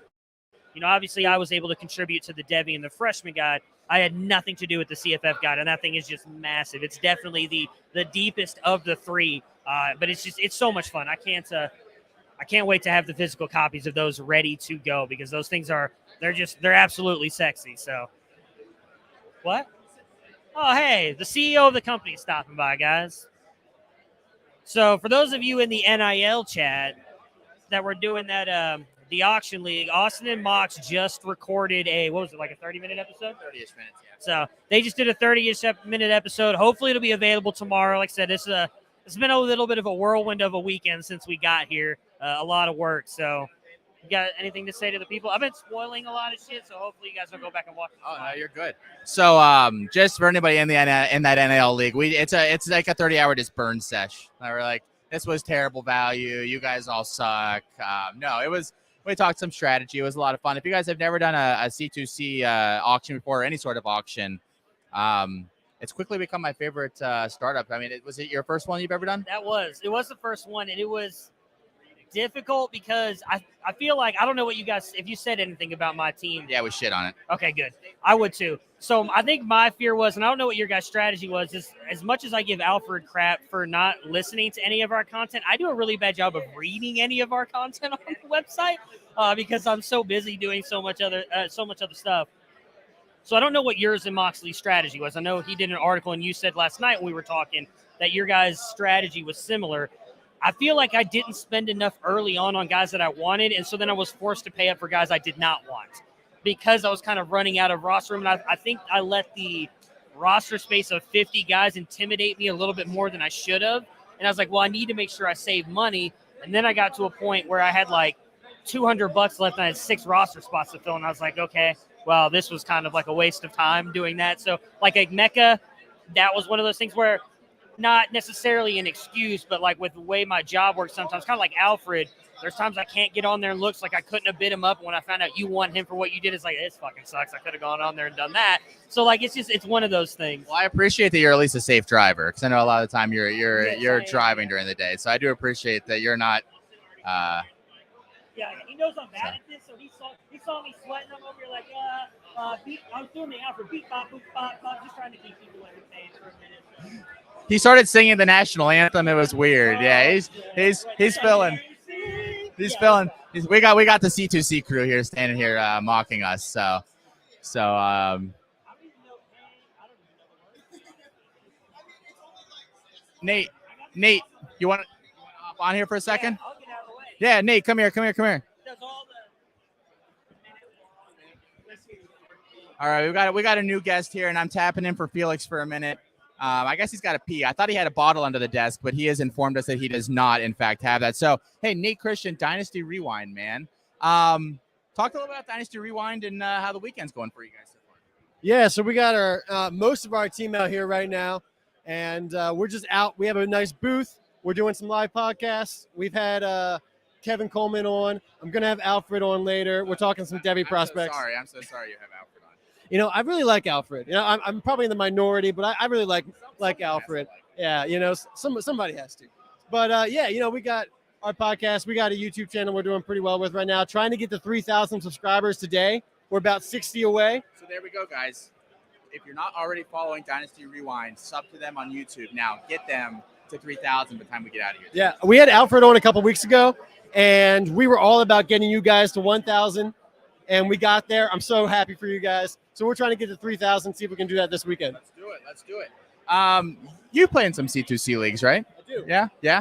Are you a program guy or? I'm not in the No, okay, but in some other ones. I was thinking about it, but you know, you guys have a level of commitment that unfortunately I just don't think I can do. I'm already in 2 C2Cs. I need to join a third one, but it's a little bit too late for a startup, so maybe next year. What do you like about C2C leagues? Like what drew you? I mean, you did one, and then obviously you liked it enough for a second one. So I mean, what was drawing you in there? Yeah, so it was in a C2C before I was even in a Devi league. Same. That's yeah. Like 2 years ago, I was part of the Nerds, and they were doing like a rookie film session, and Jay Wack and Garrett were talking, and they were like, "Oh, we're gonna start up a Dynasty Nerds C2C. Nate, you got to get in." I was like, "I don't even play Devi, but sure, let's do it." And I was hooked immediately, And then I started playing Devi leagues, and I was like, "This isn't as fun as C2C because if I'm gonna draft these players, I want them to score points for me." That added aspect really makes it worth my while. So I'm not joining any more Devi leagues. It's all C2C from here on out. I love it. How many booths here today are run by people that used to be at Dynasty Nerds?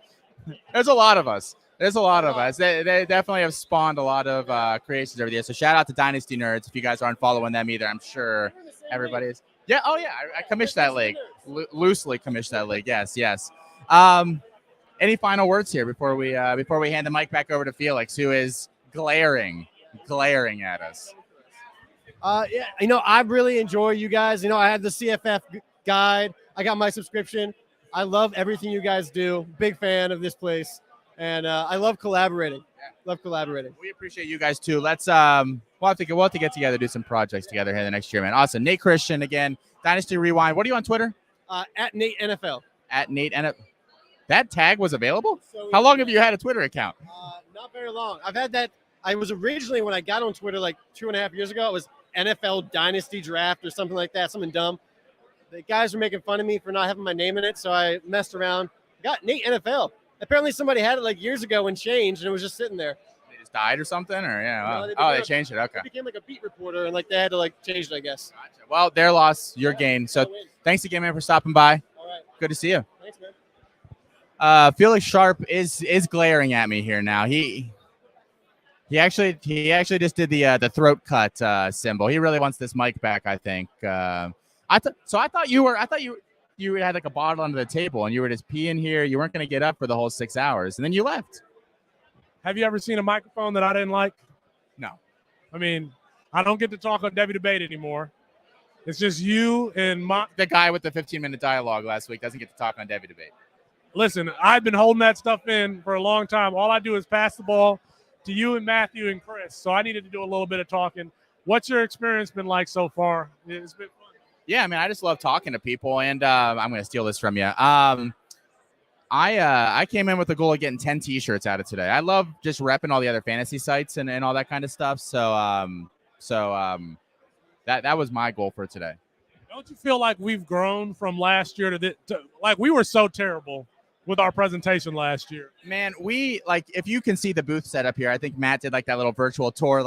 We had 5 T-shirts that we handed out. We had no banner behind us. We have this really nice table wrap this year. All these signs. We're giving away shit.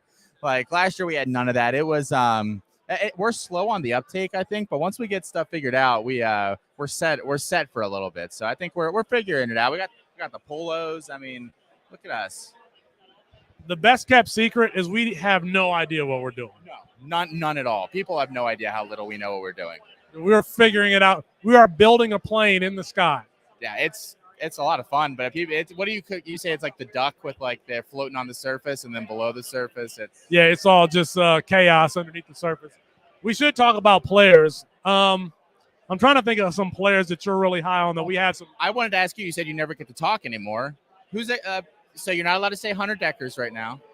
Another quarterback that you like. Any other sleeper guys? And not Anthony Richardson. He's not a sleeper anymore. Let me filibuster myself while I look at my rankings. Speaking of quarterbacks, Quinn Ewers guy went down. Isaiah Nayor went down with an injury today in practice. So could that, open the door for Troy O'Meara? Do you want me to be nice or be real? Probably not. I mean, I've heard he's running with the threes. I think the problem with giving a guy like that a starting gig is that you're pretty sure he's probably going to get hurt again. It's a lot of trust to build in somebody. And for what it's worth, they did say that Nayor walked off the field on his own power. So not as bad in injuries we had here at the Expo Fantasy Flag Football Tournament yesterday. So I mean, I can talk about a lot of quarterbacks. I have been mocked and ridiculed, teased, made fun of for taking Devin Brown over Quinn Ewers. But I just like Brown. Oh, that's bad process. You should have traded down. I've seen Devin Brown go 102 in drafts. So, no, it wasn't me. It's been other people. So, listen, I don't know why I'm being mocked and ridiculed for taking Ohio State's backup quarterback as opposed to Texas's backup quarterback. Well, Devin Brown scared Quinn Ewers off, right? We all just know that. That's factual. So, And Quinn Ewers is the backup at Texas. Just say it. So you want one backup or the other? What are we choosing here? I mean, I picked the backup with the higher upside, in my opinion. Here's another player that I want to talk about is Drake May. Now, Drake May is at North Carolina, a Phil Longo quarterback. He's in a battle with Jacoby Criswell, both very talented players. But Drake May has some out of structure pocket. He's not a scrambler or a runner per se, but he's got some smoothness to his game. And they have a good wide receiver core there at UNC. I like Drake May. Yeah, you wouldn't think it because of how big and kind of gangly he is, but he is a pretty decent athlete. I mean, his family's basketball royalty. They've got some functional athleticism going on in that family. So I think he's got a little bit of that. We talked about him a little bit on Debbie Debate this week, I think, wasn't it? He's a guy that I've done a 180 on this offseason, and I think a lot of it was, as you mentioned, it's a very talented quarterback room. I mean, you said Criswell is really talented. True freshman Connor Harrell's really talented. May's really talented. Outside of Ohio State and Bama, is that the most talented quarterback room in the country? Out of the power, the blue blood schools, I mean, it's got to be up there because we think all of those guys could be starters. So do you see May? I mean, I think early on it's going to be a 2 quarterback system because I think Mac Brown is going to get both of these guys some time, and they probably both deserve it. Yeah, especially early in the year, it doesn't hurt, when you're beating up on Southern Connecticut University that, get both of these guys half. I think regardless of who ends up taking the job, and I think we all agree at this point it's probably going to be May, they'll both be starting quarterbacks somewhere next year. Criswell will go somewhere else. You can't keep a guy on the bench for 2 years that's that talented. It's just it doesn't happen. Let's talk about another quarterback room. Bryce Young is going to probably go to the 2023 draft class. Behind him, there's Jalen Milroe, who I think we all like, very much a dual threat. Then there's Ty Simpson, who is also a dual threat and an electric player in and of his own right. And then they bring in Eli? Is it Holstein, who's a very athletic kid? And Lonergan. Yeah, 2 top 12 quarterbacks in next year's class. Yep. So we're going to go into the spring next year with, they're going to lose Will Anderson. They're going to lose Jermaine Burton. They're going to lose Jahmyr Gibbs. There's going to be a lot of turnover at that Alabama team, and, we're going to pay attention to the quarterback position. How would you handicap that position battle? I think that's one of the questions we've gotten most often in our Discord over the past couple weeks. People are kind of finishing up drafts. They're like, who do I stash? Do I stash Simpson? Do I stash Milroe? I don't really feel comfortable giving somebody an actual answer on that. You know what I mean? I think the best you can say is they both, you tell somebody the wrong thing and then they get pissed at you. Yeah. I can't handle people getting mad at me. So I'm very soft in that way. One other possibility, actually, because I think I want to actually throw this back to you. Is it possible that next year's quarterback isn't on the roster yet with how heavily they've dipped into the portal? If a guy, a very experienced guy, I'm trying to think of a name maybe that hops in the portal, could you see them going that route? I mean, I definitely think it's possible. Cam Ward blows up this year at Washington State, but wants another, maybe doesn't get a day 1 grade. Bama bound? I mean, a guy like that, I could see that. I think that they could bring in somebody to compete. But Jalen Milroe has been there so long. At that point, he will have been there so long that they're probably not going to have someone with as much experience with Bill O'Brien. And, Milroe's probably going to be the best option. So I'm going to answer the question. If I had to handicap it, I would give the slight edge to Milroe because he's obviously going to be the backup this year. He's probably going to go into the spring as the presumed starter. And so, I would give him the edge. But Ty Simpson, a very athletic player, just can make all kind of plays in the backfield, elude tacklers.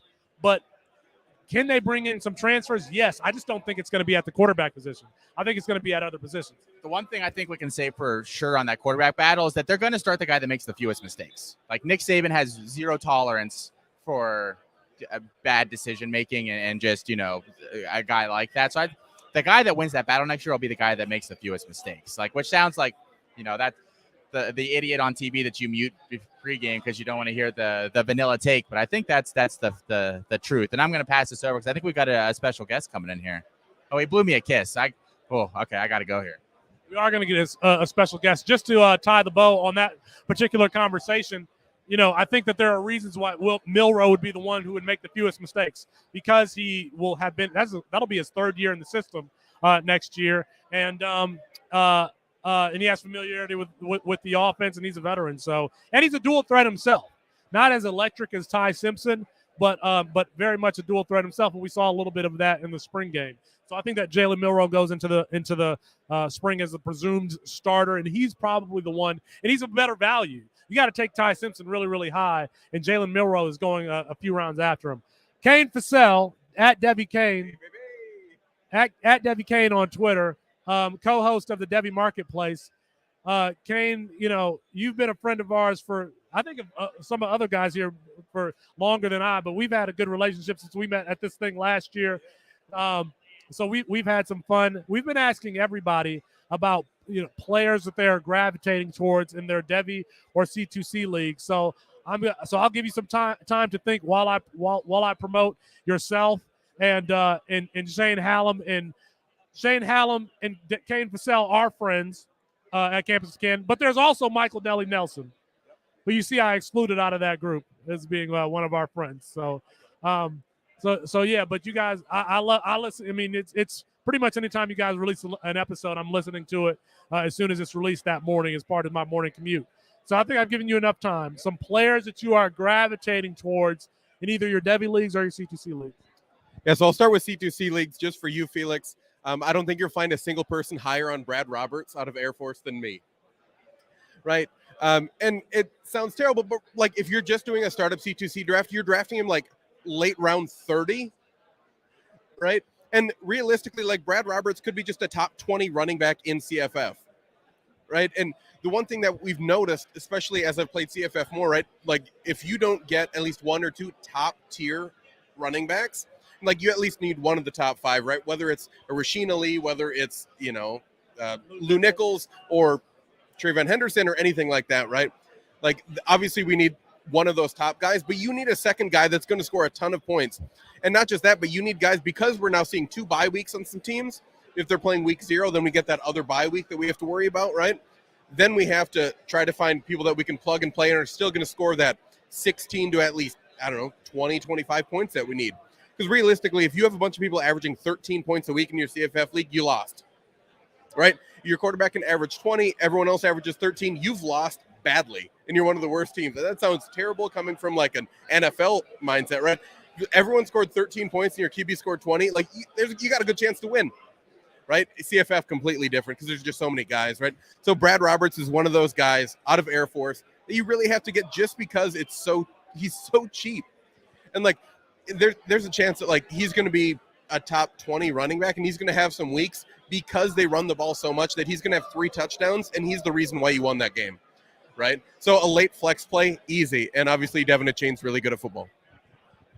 I like that. Yeah, I mean, he's a guy that you can take with the last pick, and you can do a lot worse than Brad Roberts from the CFF perspective. I think one of the things I love about Campus to Canton is the fact that you get really, really high scores. Like we had Malik Cunningham's game last year against Duke where he scored 80 points. We had Travion Rudolph's game there at Northern Illinois where he had 305 yards receiving, 60 points from one position.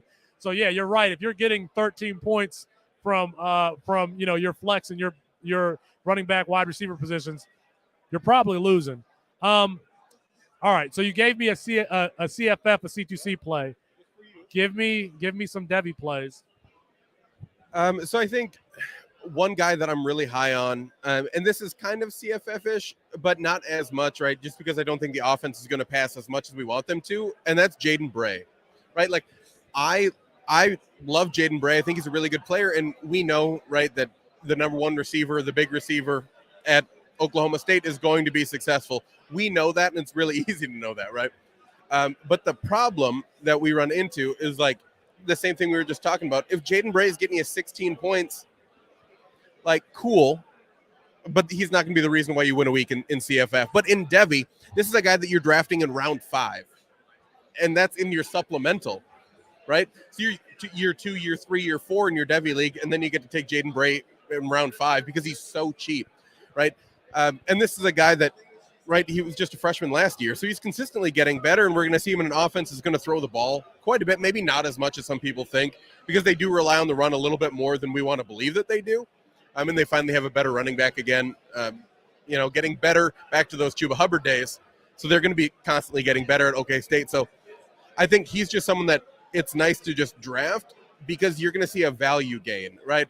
And so all I care about is value at the Devy Marketplace. That's really all that matters. We're the only value-based podcast that you're really going to find in the Devy space.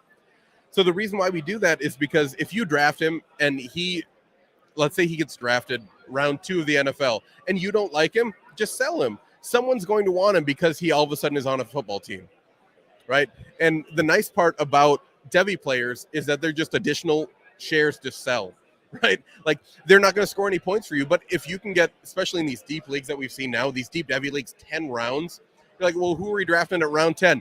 Anyone on a major team, a major Power 5 team, that's going to increase in value, right? That's what we're going for. It doesn't matter who they are, right? I hate Will Levis, but I'm going to draft Will Levis just because he's going to go up in value, right? I don't think he's a first-round quarterback in the NFL draft, but like, if other people do, they will pay that price. And so the value gain of Jaden Bray is there, and you might as well take it, because even if it's a couple rounds, you just gained your money back rather than getting someone. Right. This is the problem with Devy, right? Is because we love C2C leagues, but people are drafting Devy like they're a C2C league. So they're staking their claim on like these freshman running backs. Like, I like Michael Allen. I do. But like, is he the best Devy guy that you could draft? No. Like, if he hits at NC State, like, does that mean that he's going to be like a day 2 running back? Probably not. So that's what we're running into. So it's like, just focus on the Devy aspect, the Power 5 guys that are actually doing really, really well, instead of trying to project out. Like Nicholas Singleton, different story, right? Because he at least has a great chance to start one of the top running back recruits. Like, that makes sense. But if you're going down that list and all of a sudden you're drafting RB 10 through 20 in your Devy drafts, based off of like the 24/7 composites, you're missing out on so many players that you should have drafted by now. I think we got to give Mike Gundy credit for he's underrated as far as developing NFL talent. In the position that Jaden Bray is going to be playing, Mike Gundy has put at least 2 players in the NFL at that position: James Washington, Tylan Wallace. Now, not high-end NFL fantasy players, but still, I mean, Jaden Bray is probably a better athlete than Tylan Wallace and has the same go up and get it, jump ball play style. So I'm with you on Jaden Bray. I think we all are at Campus Ken. Jaden Bray potentially breaking out, but I also think that he's going to have some fantasy value. I really do. I think that I think he's going to be the red zone guy for them. I couldn't have you on without asking. You talk about value.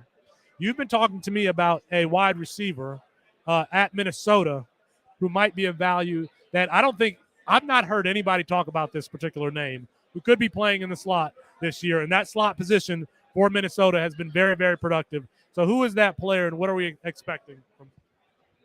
So I think you're going to see 2 main players in the slot, right? There's 3 main wide receivers. And when I know people like Daniel Jackson, I like him too, but he's been in a boot all through fall camp. So if we're expecting him to play at least the first few weeks of the season, probably not going to happen. That's not how PJ Fleck operates, right? He wants the person that's in camp, that's doing it. So like, I think we're going to see a mixture of Chris Hopman-Bell in the slot as well as in the Y. I think at X, you're going to have Dylan Wright, the guy from Texas Tech, that really has that go up and get it. What is he, 6'6"? Like 6'6", but still a twig at like 210.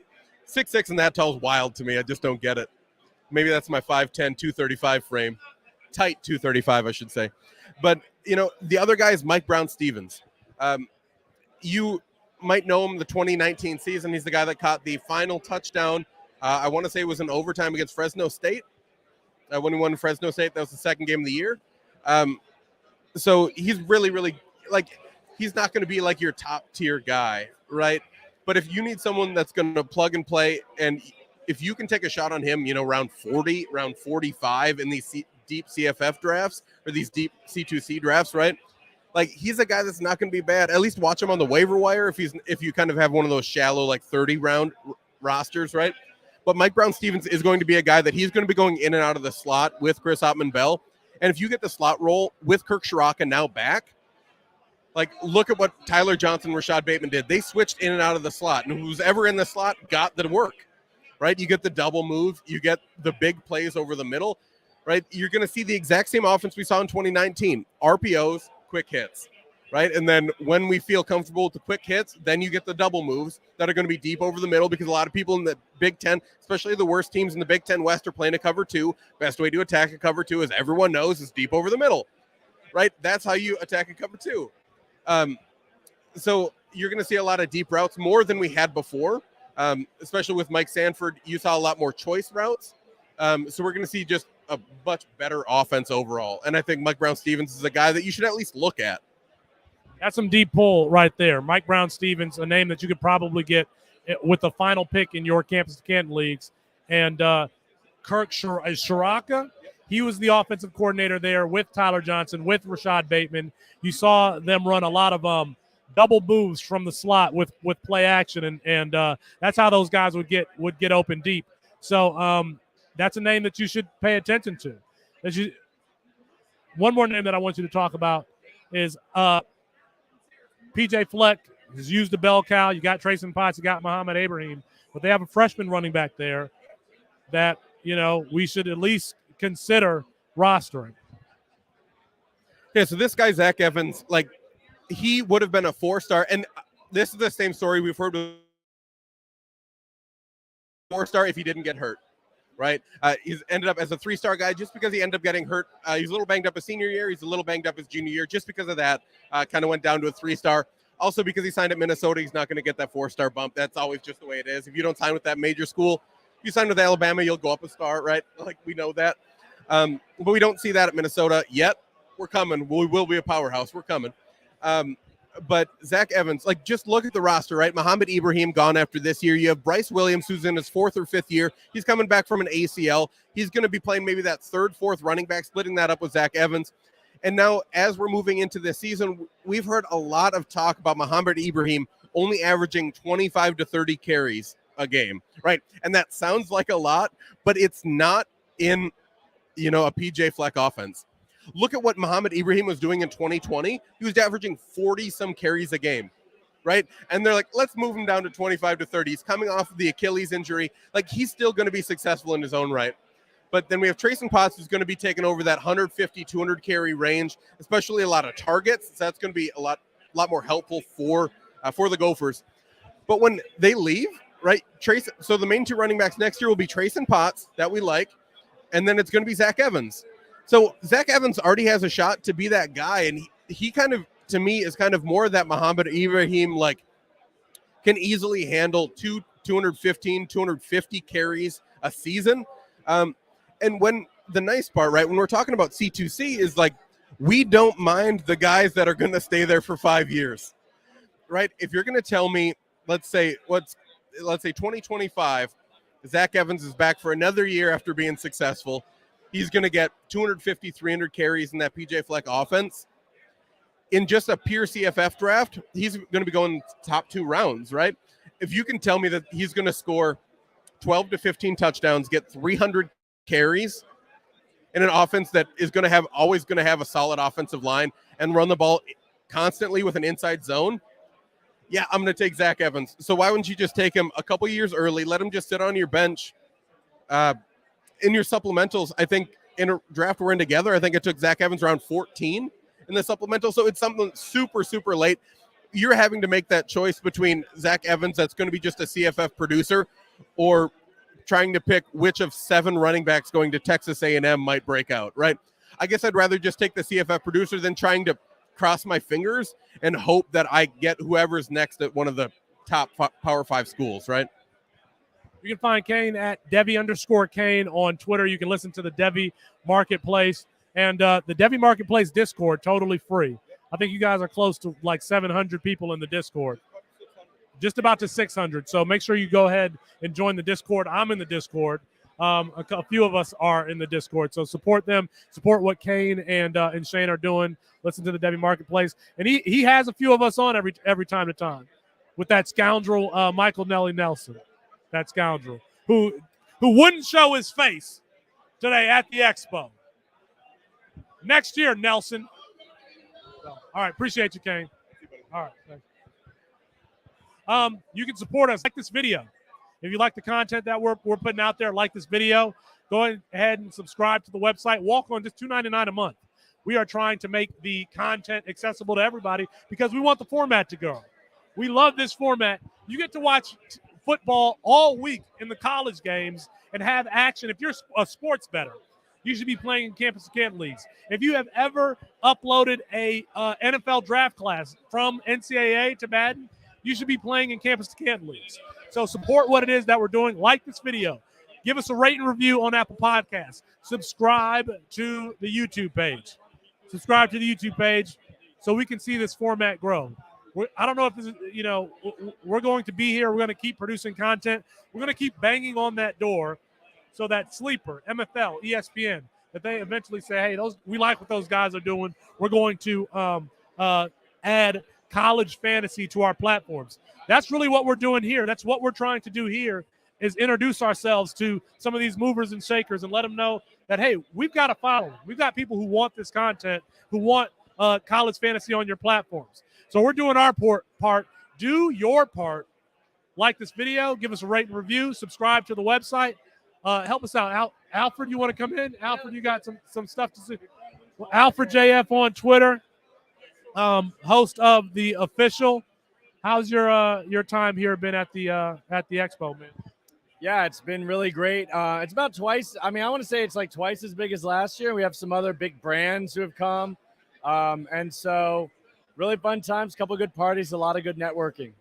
Now, Alfred, you're into recruiting, and so you're already looking to tell us how valuable the 2023 freshman classes are, even 2024 and beyond. But for the 2022 class, can you give me a 3-star prospect that we should be considering? I'm going to give you a second to think about it. I'm going to tout your work from last year. You were very high on the Kansas running back who was a 3-star, Devin Neal. Devin Neal, you're very high on Devin Neal. And so is there a 3-star in this particular class that you're like, hey, if you're watching this, get this guy on your roster? Yeah, we'll stick with running backs. Damian Martinez, who that name in some circles is not even a sleeper anymore, but he's a 3-star out of the state of Texas, always a good place to look, and is going to Oregon State already in spring camp. They're saying he's going to be the starter. 220-pound guy. He hits 21 miles an hour on the ground, so very exciting prospect and should have been a 4-star, honestly. Well, speaking of sleepers that we've hit on, Andrew Paul was a 3-star, 225-pound back going to Georgia. Late in the recruiting process, gets offers from Clemson, Notre Dame, you name it, Michigan, a who's who, a very, very late recruiting rise. 24/7 would not give him a 4th star, would not move him up the rankings, but we're hearing rumors that he's ahead of the tank Branson Robinson in camp. Yeah, that is the word. We've got a UGA correspondent on our staff who's in Athens and knows a lot of what's going on. And yep, we heard whispers of it, and it's only getting louder that legitimately Andrew Paul is outplaying Branson Robinson. Our classic David and Goliath, 3-star versus a 5-star. But we like Andrew Paul. I think you wrote an entire story about Andrew Paul back in January. We were on him pretty early, but now he's showing it up in camp. What's something you've learned about the team or one of your teammates since you've been here? And I'll give you some time to think about it. I would say, let me think. Austin is much slower than I expected. Much slower, like molasses. And we know he's a little bit crazy thinking that he could beat me in a race. So we know those two things. Much slower and not as smart as we thought he was, given that he thought he could beat me. I agree. I agree. I saw the race. It was not close. And you just got to know yourself. I would never even thought about racing anyone in our group. I thought, I mean, you got to give him props for trying, but yeah, he wasn't close.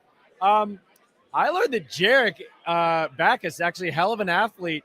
He was I think a pole vaulter in college. He ran the 200 and the mile for his track team in high school, was college track and field athlete. And he's our behind the scenes, technical guy, but was a great athlete on his own right.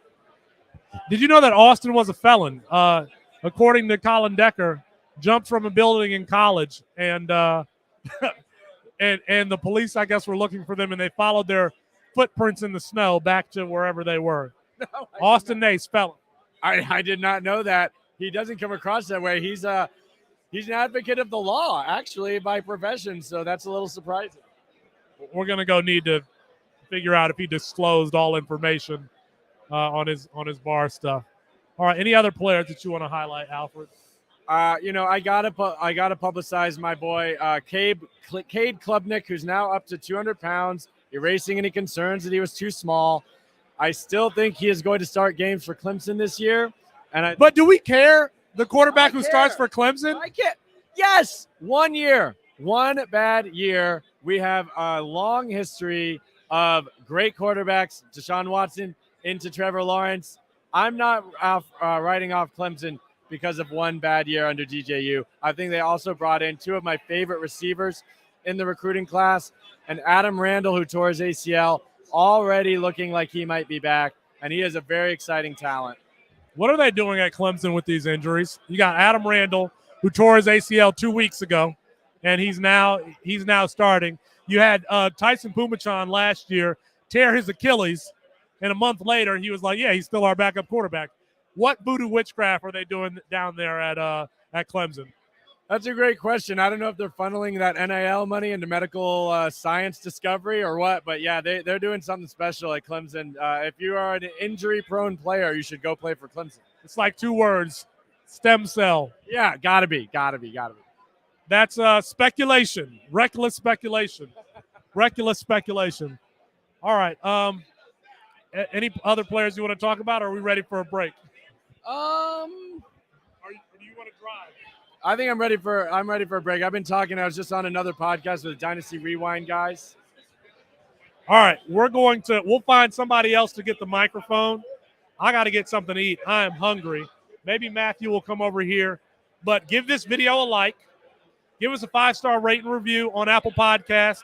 Subscribe on YouTube.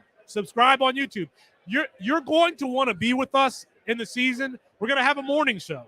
We're going to be in the Discord at halftime, probably around 3 or 4, talking about the first set of games. And then we're going to have the night show, College Fantasy Tonight, which I cannot wait for. We're going to be up late. We're probably going to go live at like 11:30 Eastern when that last primetime game ends. So you're going to want to be with us. If you're a college football fan, if you are a C2C fan, you definitely want to be with us. But we're trying to bridge the gap between NFL fans, college fans, NFL fantasy fans. And so we are producing all of this content. Support what it is that we're doing. It's really not that hard. Subscribe on YouTube. Give us a rate and review. Turn your notifications on. We're the little engine that could. I'll say this about a lot of these content creators. They've got investors. They've been around a long time. They've got NBC behind them. We don't. We just got C2C behind us. We got Matt Bruning and Austin Nace and Colin Decker behind us. So support, if you like our content, if you like what it is that we're doing, support us. It's not that hard. Support us. All right. We'll be right back here. All right.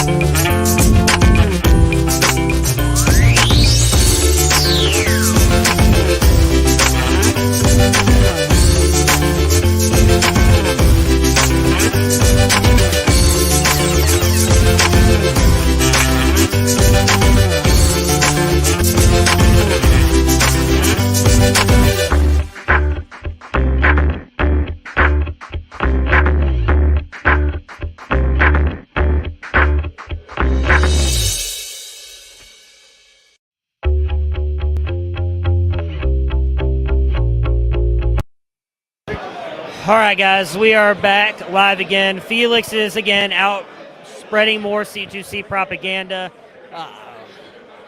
It's hot, not gonna lie. I am very hot. So is my wife. Anyway, so we are now just. I mean, it's still pretty crowded here. We got a lot of people. We were actually just talking with Dynasty HQ. Those guys, they have a promo code for us as well. So if you guys ever want to go, if you're thinking about signing up through Campus to Canton for any one of our memberships, definitely go check out their show. You get a nice little code to get you some money off as you go live with us. She's not talking. She's just sitting with me. So, yeah, she's here to correct me, make sure I don't say anything bad. Felix put her on watch Matt. Well, I already gave away a bunch of company secrets, and I'm in trouble now. So, we got to just that we're doing guides, all those stuff. Nothing real. Bryce Youngball, Mike took it. He is now walking around and spreading the news that you can win a CJ Stroud ball. He was too much energy. I was like, just get out of here, kid. Go do it. Go be the man. Yeah. Go run a couple laps. Actually, he disappeared like an hour ago. I have no idea where he went. Yeah, we are live. We got people watching. They just want to see the minutia. Knoxley says, "What's up, everybody?" He's drinking a coffee. If you guys weren't here earlier, him and Austin just did like a 30-minute podcast for you guys who are in the NIL league with us. That'll be dropping tomorrow. Should be a lot of fun. Very excited to hear what they say about my crappy team. So, and I know some of you guys build out some really good teams as well. But right now, I mean, again, it's just it's loaded. Maybe we can get John Lobb to come back over here in a minute. He's got way too much energy for me, so maybe he'll kind of keep this. He'll be able to keep this going. But if you guys have any questions in the chat, pop them in there, and I'll answer them. Outside of that, I mean, I'm just ready for college football season to be here. Obviously, we are just 2 weeks away from week 0, which is when we'll be dropping all of our content, obviously. For those of you who don't know, we will have a daily morning show every weekday, Monday through Friday. We'll split it up between different people. We'll have, I'll be doing Mondays. I think Austin and Colin will be in Tuesdays. Moxley may be doing Wednesday, Thursdays, and I'll be back again on Fridays. And we'll be covering everything college football. Have a good one. Thank you. We'll be covering everything college football from breaking news. We'll talk about early lines, different player props that you guys should be diving into. Obviously, we'll still have all of our other shows, Chasing the Natty, Campus Live, Debbie Debate. We have the new Bet on C2C pod with Ethan, Brandon, and Eric. They'll be dropping all kinds of betting stuff for you guys as well. Friday night, we'll be doing a lot of high school football content. So David, Matt, and myself will be building out like different highlights and stuff to talk to you guys about who the best high school players were that Friday night. We'll talk about the big games coming up. I'm likely going to be having a very, very late night Friday show as almost like a Friday night light show. We're going to recap everything that happened with the high school players that night so you guys can keep track of those guys that we're already talking about. My mind just went blank too, so I can't even remember who I'm going to be talking about. The Malachi Nelsons of the world. What did Arch Manning do? Everybody keeps talking about he's dropping down the boards. Is he still playing good? How are the best wide receivers looking, our top-end running backs? Can just continue to talk about those guys on Fridays. Then, of course, Saturdays, we'll have our morning show, Coast to Tailgate, every single morning, and we'll be wrapping up with fantasy football, college fantasy tonight, as Felix renamed it, to just kind of recap everything that happened. So 2 weeks away from nonstop content from us. Again, we'll have all of our podcasts and everything going. We are excited to get back into that. Honestly, I don't really know what else there is to talk about. Have you had fun so far? Yeah? Okay. Yeah, good to know. So, yeah, it's been a lot of fun. We're going to take another really quick break here. So I'm going to grab a drink. We'll be back in like 5 minutes.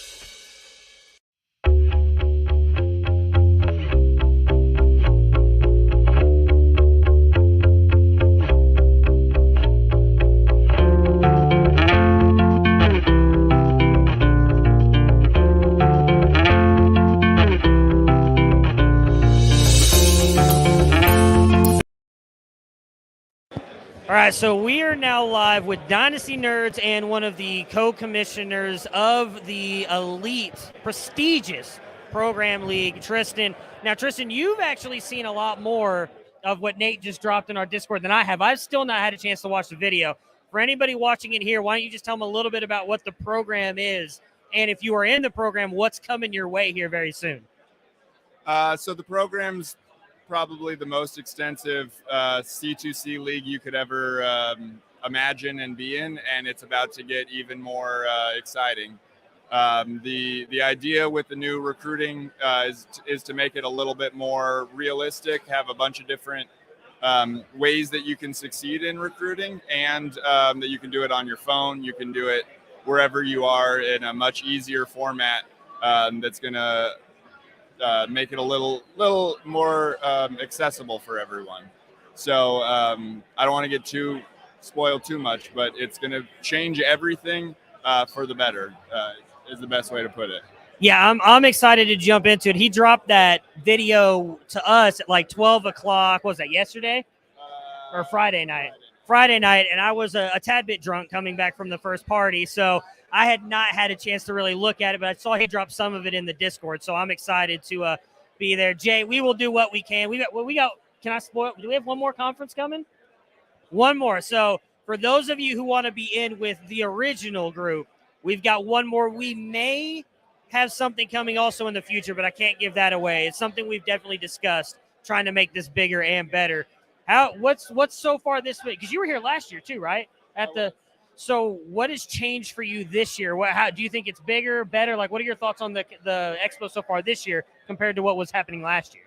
I think a lot more people know like C2C and Dynasty formats than last year. Last year, there were a lot of people that were like, I've never heard of Dynasty or C2C or anything like that, or I've barely heard of it. And then there's a lot of people this year that are like, yeah, I joined my first 3 leagues this weekend, or I just played last year was my first year. So it's getting more popular, and that's only good for everybody. So yeah, I can't wait to just see more and more people. I just had conversation with 3 or 4 people who have never played. They played Devi and they didn't know what C2C was, and we were kind of talking to them about that. So I am excited to see the format just continue to grow, and I'm with Tristan. Like, I think it's just going to be fun. You're right, Desi. I don't know if you watched it or not, and that's why you're saying game changer, but I saw a lot of people blowing up about it in the Discord. Like, I'm excited to take a break here in a little bit and kind of talk about that. What are you guys doing over the Dynasty? Is Garrett and Jared all over there right now? Yeah, I'm excited to go over there and jump on there. So thanks for jumping by, Tristan. I appreciate it. You guys need to come out next year so you can hang out with us. Nate hopefully is going to make it next year. It's kind of like what they were saying. Yeah, so he blocked off the time. So if you guys want to meet the real godfather of everything going on, like we're just the capos here. We don't do all the stuff that Nate does. Like, you want to meet the godfather of the program, he'll be here next year. So we will check back here, guys, in like another 5 or 10.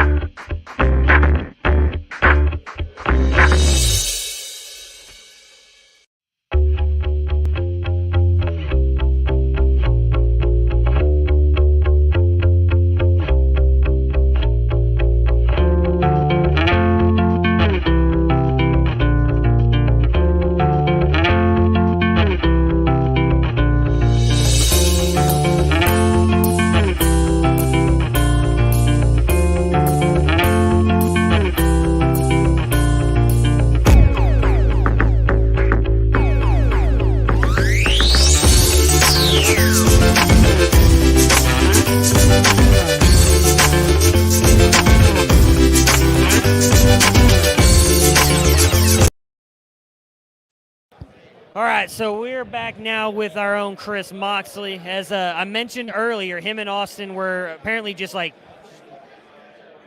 what do you mean you're going to get food? What about me? What were you doing? Just walking around with that sign and like now you're going to go upstairs. How many did you sell? No. I sold all those over. I'm just like, thank you, Mike.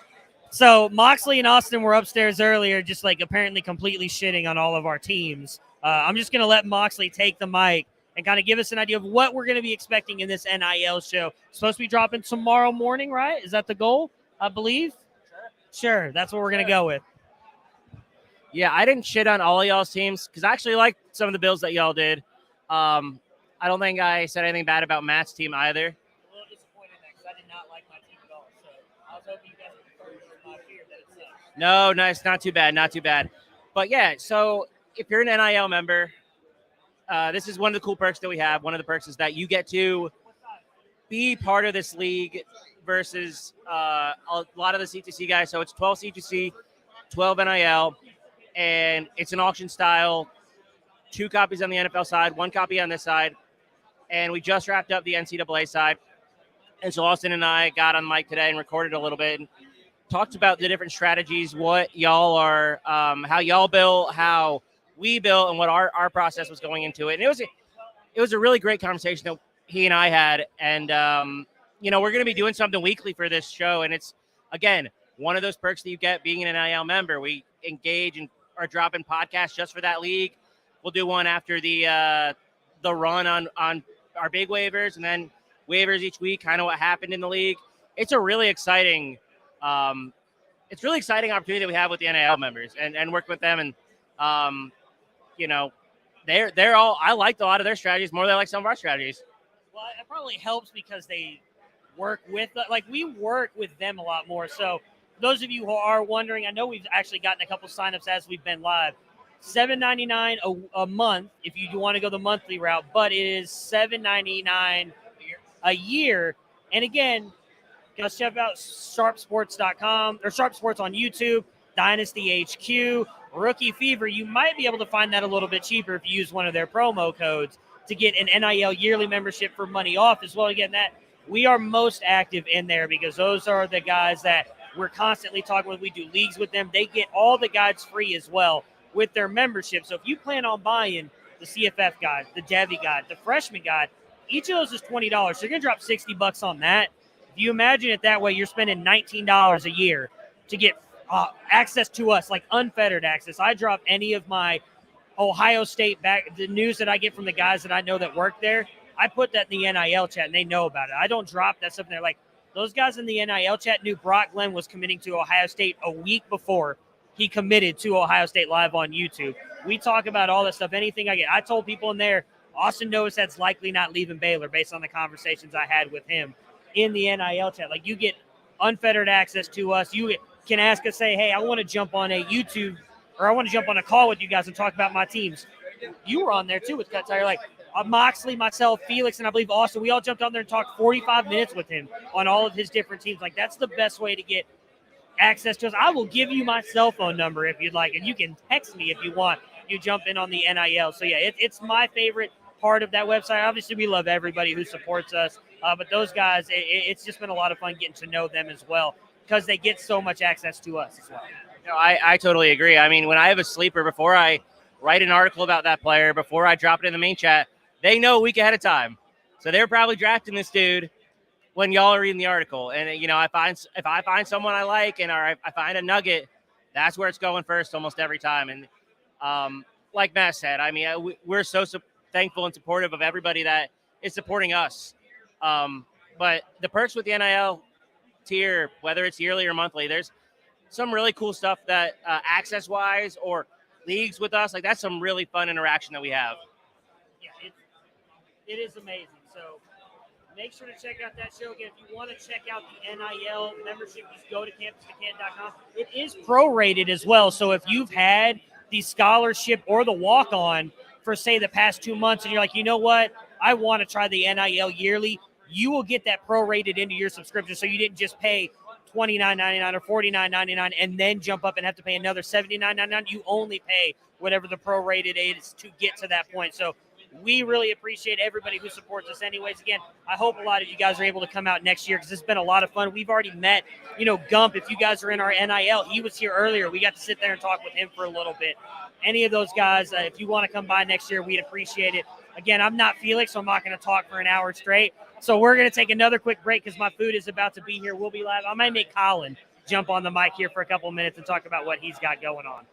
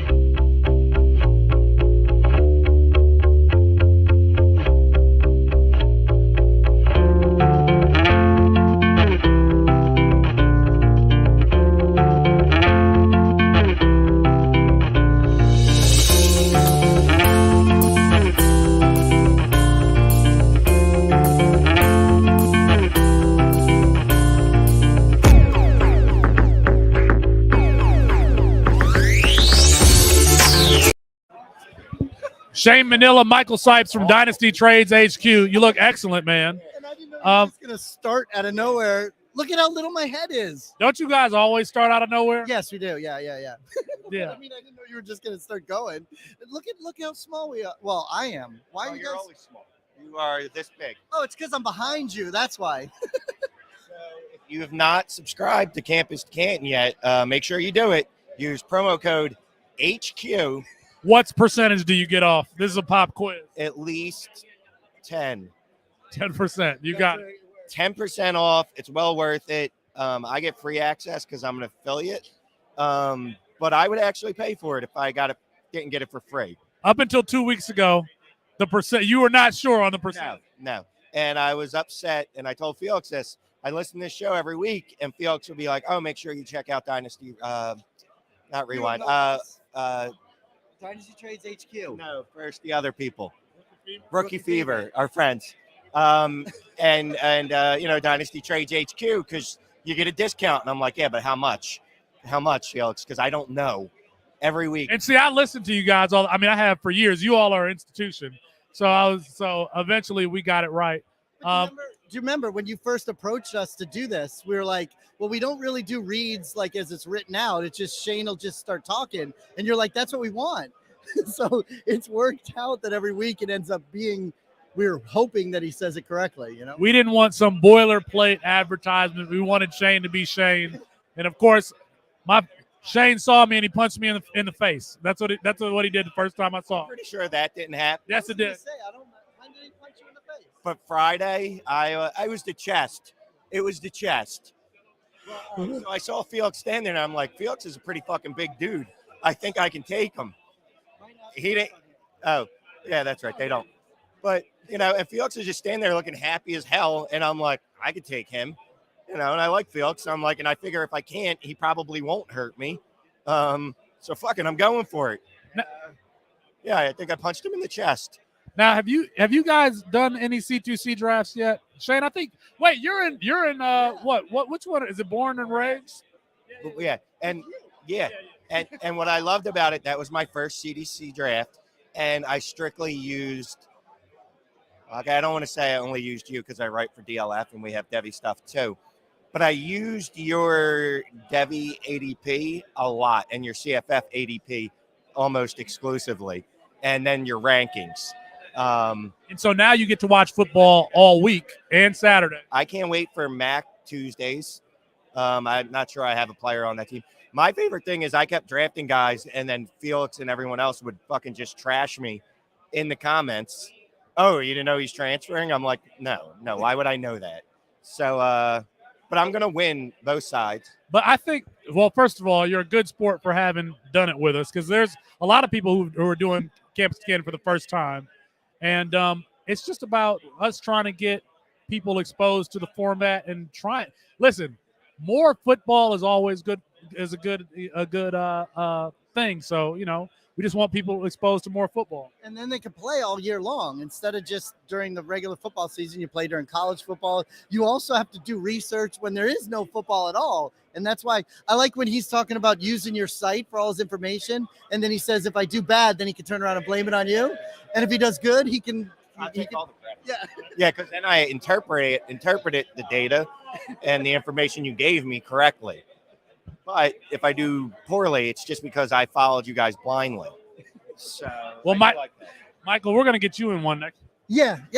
No, well, I was so busy this off season right now with all the traveling and stuff that I've done. So that's why I lived through it, and then he just tells us all about it on the show. And then we talk about doing it. But, and it's funny because like I mentioned to you, I never even watched college football before, but then I started watching some of the stuff.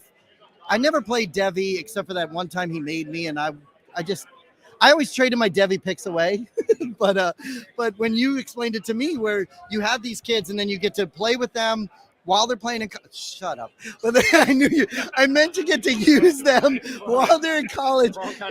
No, I mean, instead of having Devi players just sitting on your taxi squad not doing anything, when you do it this way, you have these players and you get to play with them.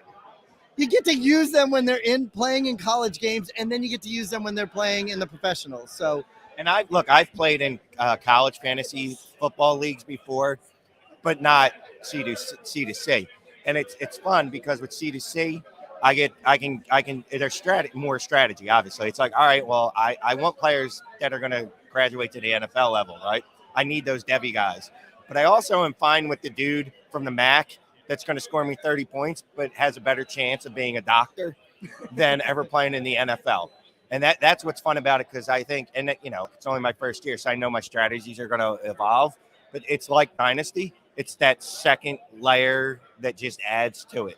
And I think that's awesome, because anything that makes you fucking use your brain like that, anything that makes you expand your thought process is awesome. And it's going to be fun when I'm looking at, and I had it for a few years since I ran a site. I wasn't worried about the signing period. Now that's going to be exciting for me again. Right. Like all these 17-year-old kids signing with fucking Alabama. And I'm going to be like, oh my God, I can't believe he went to Georgia. There's 87 running backs ahead of him. Like, I can't wait for that to be like an exciting thing every year. Well, you guys got to check out Dynasty Trades HQ, but I feel like if you pay attention to us, you already do. I can't, say how happy we are to have partnered with you guys, because you guys really are an institution in the fantasy. In the fantasies, that means you're old. That means you're old. But I mean, I've been listening to you for probably since you started. So we really love having you guys partner. Well, thank you so much. Yeah, it's funny. We've been doing this. Jeremy's right there as well. Jeremy's a ghost. I've never met Jeremy. Anytime I come on you guys' show, he's not there. So as far as the audience can't see Jeremy, no. he's not here. Just like when I come on your show. But no, look, we've been doing this almost 5 years, and actually last night was the first time we ever did a show with the three of us in the same room together, and it was a lot of fun. We had a good time. But yeah, we love working with you guys, and it is. We like to do it like we said, just talk about it, and it's something that right now Shane actually plays. I didn't do it yet, but I will start doing it now. But it's like, instead of just talking about a product, saying, hey, this is the product, just because somebody's paying you, we're doing it because we like it, we love you, and it's been a great working relationship. So. Yeah, man. And I love content, and it's different content than everything else. Like, there's only so many top 10 lists I can read about, who's the best running back for fantasy this year. Like, I love content, but at some point it's like, all right, I'd love to switch this. So CDC is great for that, and you're great dudes. So it's easy to root for you. And I like when you were on our show last, you talked about kind of what Shane just said, where there are some players that it's better to have them in the college ranks when you're doing the college thing, but when they move up to the professionals, this guy might not be somebody you want on your professional team. So there's a lot more to it than just drafting these kids and having them on your team all the time. Some of them you may not want to keep, So there's a lot of information that you guys give the listeners to know what to do when they're playing this. So I think it's cool. I can't wait to write my first CDC article for Campus to Canton. It's going to be big next year. I lost my virginity in college or football. What? Oh, parentheses. I was going to say, that's not the story you told me. So, all right, well, cool. Well, y'all hear the trade alerts on the podcast, and we are happy to work with these guys. And one day I'll meet Jeremy. One day I'll see if Jeremy. I saw Michael react like, wait a minute, what happened? Did he bunch of? First of all, we met up with him at 2:30 in the morning at Waffle House the other night, and then we're eating, and this group of guys come walking in, and Shane's looking at him going, I could take them. And I'm like, Shane, shut up. He's like, no, I could take that guy. I was like, dude, eat your food, be quiet, please. Like, he was going to fight some nobody. That's the East Coaster in him. That's the East Coast. That's the East Coaster. It's in his blood. It's in his blood. Exactly. All right, so not only do I protect him on the show, I protect him in real life too. So there we go. Michael Sipes, Shane Manella, in an unknown other voice that you may have heard. All right, appreciate it, guys. Thanks, all right. Love you. All right, Jeremy. All right, guys. Hey, if there are players that you guys want us to talk about, or there are people that you want us to talk to, go ahead and let us know. Support what it is that we're doing. Subscribe to the website. It's been an excellent event. We are making people more aware of what it is that we're doing. No, it's not Debbie. No, it's college fantasy. It's not college fantasy. It's a mixture of both. It's a mixture of both that makes football all the better, because you get to watch football on Saturday with the noon game, the big noon kickoff. You get to watch that prime time game that goes into Saturday Night Live. You get to watch us later that night. When you catch college fantasy tonight in the morning show. I mean, we're producing as much content as we can. If you believe in what it is that we're doing, go ahead and hit that subscribe button on YouTube. Subscribe to us on Apple Podcasts. Give us a 5-star rate and review. Let us know that you appreciate what it is that we're doing. I'm going to find some more people. We appreciate you all tuning in. I'm not going to be going that. I ate, so I got refueled. So we'll be right back. We'll be right back.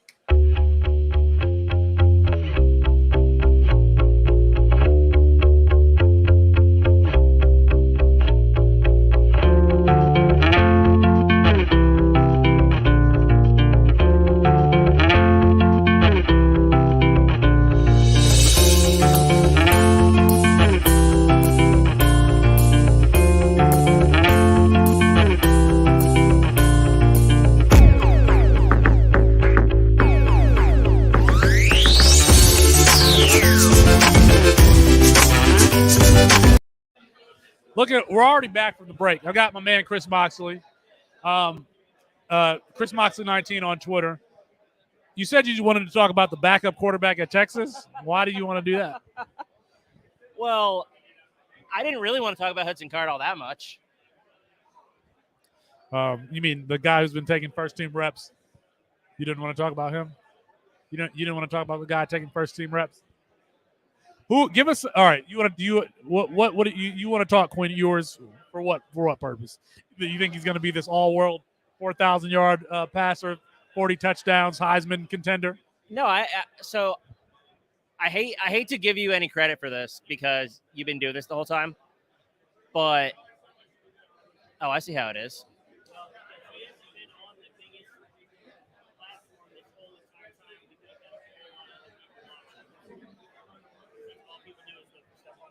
All right, we're live on Twitch for you Twitchers. Here's what I'll say about Quinn Ewers.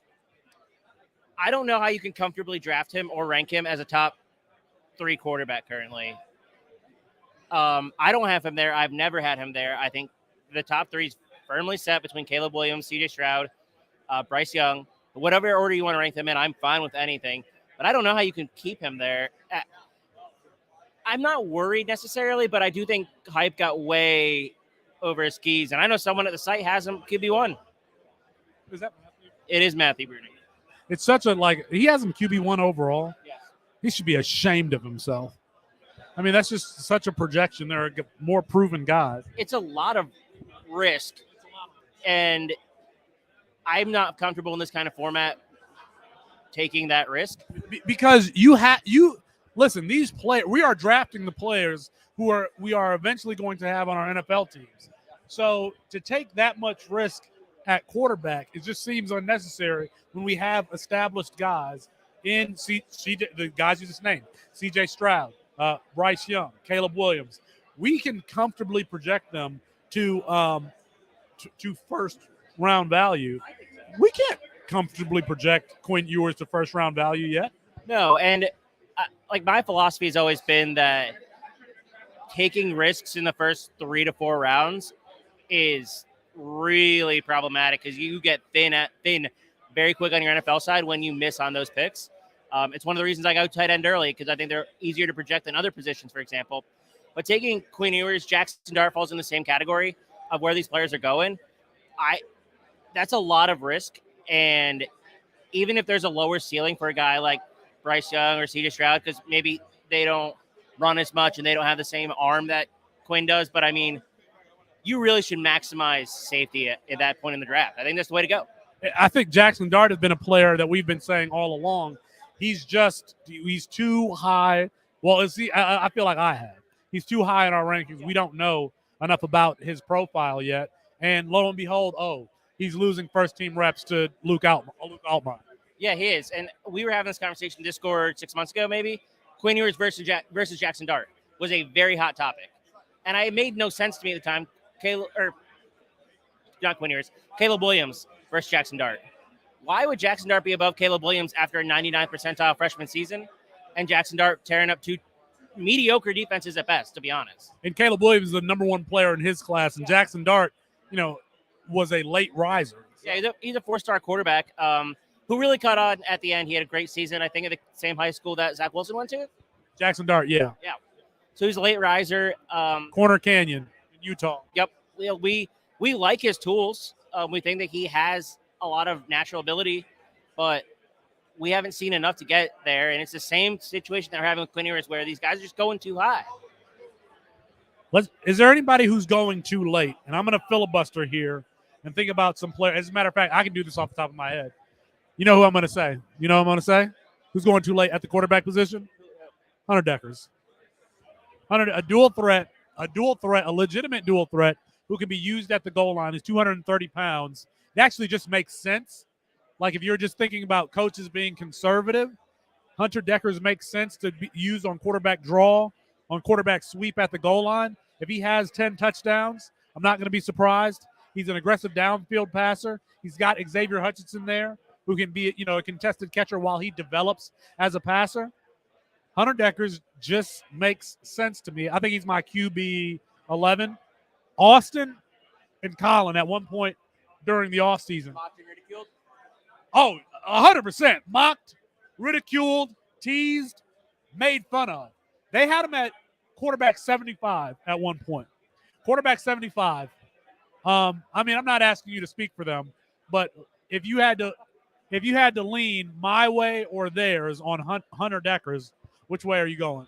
I don't have my rankings in front of me, but I have him in the 20s or 30s, and I think that's a fair projection because I don't think we know necessarily what he is yet. And I am a very aggressive, and these are the guys that are going late, freshman quarterbacks. A lot of these guys have a lot of upside, and we don't know what they are either. These are five-star dudes who have considerably less risk, which is why I like to rank them higher, with upside that is kind of unknown, but we also haven't seen the downside of these players. I'm very aggressive ranking freshmen. I think I have three or four freshmen in my top 12, 13. Sounds like the answer to that question is I'm leaning your way, Felix. The answer to that question is technically I'm leaning your way. You're damn right. Let's talk about two running backs. Well, do you have a quarterback going too late before we go to another position? I think, Chem Scan League CFF value is really important. A guy like Siobhan Cordero is going way too late. San Jose State quarterback. He transferred in from Hawaii. That offense is really, really interesting, and they have really quality receivers. They brought Elijah Cooks and Justin Lockhart from Nevada. I really think that they're going to throw a bunch. It was talked about on Campus Life this week when they covered the Siobhan Cordero situation and that entire offense. I think he's a player that's not being drafted that you're going to see a top 24 season out of. Siobhan Cordero, he's got Elijah Cooks, the former Nevada wide receiver, a basketball player who was a jump ball receiver before, actually had some crazy catches. Crazy catches from Elijah Cooks. Didn't play last year because of injury. Was suspended the year before that. So Elijah Cooks has to be in his 6th season or something like that. He's old, but he's a player who I thought had some NFL value. But there's Cooks, but there's another guy at San Jose State. Justin Lockhart is one. Isaiah Hamilton was already there. He returns. They have used the tight end traditionally. They had Derek Deese Jr. last year, who I think is a quality player. But the offense has weapons. I think it's a good system, and they're going to pass upwards of 60, 62 new two-game script pass rate. And, I found that out on our tools on the website. That's one of the things that we can access on the website. All these advanced stats about how teams and coaches at what rate they pass at, stuff like that. And that's where I found a bunch of data, and that's what really attracted me to Cordero when I was going through some of this research previously. I want to go to the running back position. Speaking of players who are underrated, and this is a guy that I've been touting, Dominic Richardson, a 6'2", 200-ish. The last time I saw a 200-ish pound running back who plays with a lot of thump, runs through and around, runs through tackles, can run around them. But we're always going to remember Dominic Richardson because he was originally committed to TCU. Zach Evans, late addition to TCU's class. And so Dominic Richardson decides, hey, I got to make a jump here, and goes back home. He's from Oklahoma, goes to Oklahoma State. Mike Gundy, underrated as far as producing NFL talent at running back. I mean, he had Juba Hubbard last year at receiver, but it's a team that produces running back talent, and we don't give him enough credit for it. If he can get up to the 215, 220 range, Dominic Richardson could be an NFL player. I think he could be an NFL player like the way he plays. We don't know if he can catch the ball yet, but even in limited work, as a freshman and sophomore, he's had games with like I think he has the freshman record for rushing yards for Oklahoma State with like 163 against a Baylor team in 2020. So I cannot wait to see Dominic Richardson play this year. He's a guy that just thumps through tacklers. We're going to see him as the bell cow role after Jalen Warren has been there. After LD, I forgot whatever. Mike Gundy likes upperclassmen. Well, now Dominic Richardson is an upperclassman. He's a guy that's going to be fun to watch for a team that could compete for the Big 12 championship. So Dominic Richardson is my running back who's going too late. I got two for you. A player that I've come around on a lot, Ontario Brown. I think he's just way above Northern Illinois level. He was a top 45 running back in the class, and he pretty much has the opportunity to score touchdowns. They lost their fullback this year, Clint Rakovich. They're vacating 13 rushing touchdowns between him and Peyton Thorne, the quarterback. Or Rocky Lombardi, sorry, different Michigan State quarterback. I think he could have a huge season. I think he's a quality back, and he's got size. He's the biggest back in that room. And I think he could catch passes. He hasn't been asked to do so.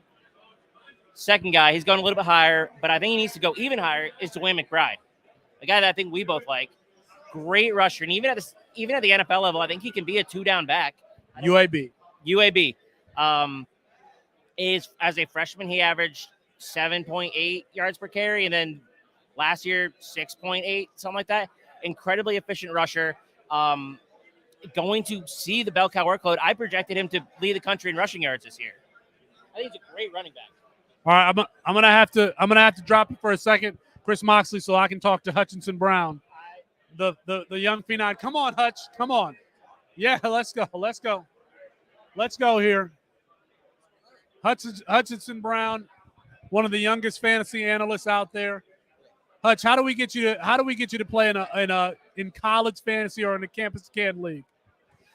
Oh man, I would have to start watching college football. I really don't watch much college football. I would love to try it though. So here's the great thing about Campus to Canton leagues. You get to watch football that matters throughout the entire week and on Saturday. You get Thursday night games, Wednesday night games. More football is always a good thing. You got to agree with that. Yeah, more football is always amazing. During the week for the NFL season, that Tuesday through Wednesday, like Tuesday, Wednesday, and then Friday is always sad days because no football on Saturday. I'm trying to peer pressure you in to trying a college fantasy game. There's tons of college fantasy games. There's redraft. There's Campus Canton, like our format. There's CFF dynasty leagues. I'm peer pressuring you. How old are you? 16. I'm 35. You're gonna play in college fantasy here in a few years, very soon. Isn't that right? Yeah, I'm gonna do it. Hutchinson Brown guarantees on our airways that he's going to be playing in college fantasy here very, very, very soon. What's your Twitter, man? At HutchinsonB_FF. All right, man. Appreciate you for joining us. You heard it right here on the Campus Can feed. Get a guarantee from Hutchinson Brown. Going to be playing college fantasy. Heck yeah, man. Thanks for having me on. I appreciate it. I was just walking by and you said hi. All right, man. All right. Appreciate it. Thank you. Yep, all good. Chris Moxley, he's brought in Dwayne McBride. I don't think Chris Moxley. Chris, you got bumped. You got bumped for the kid.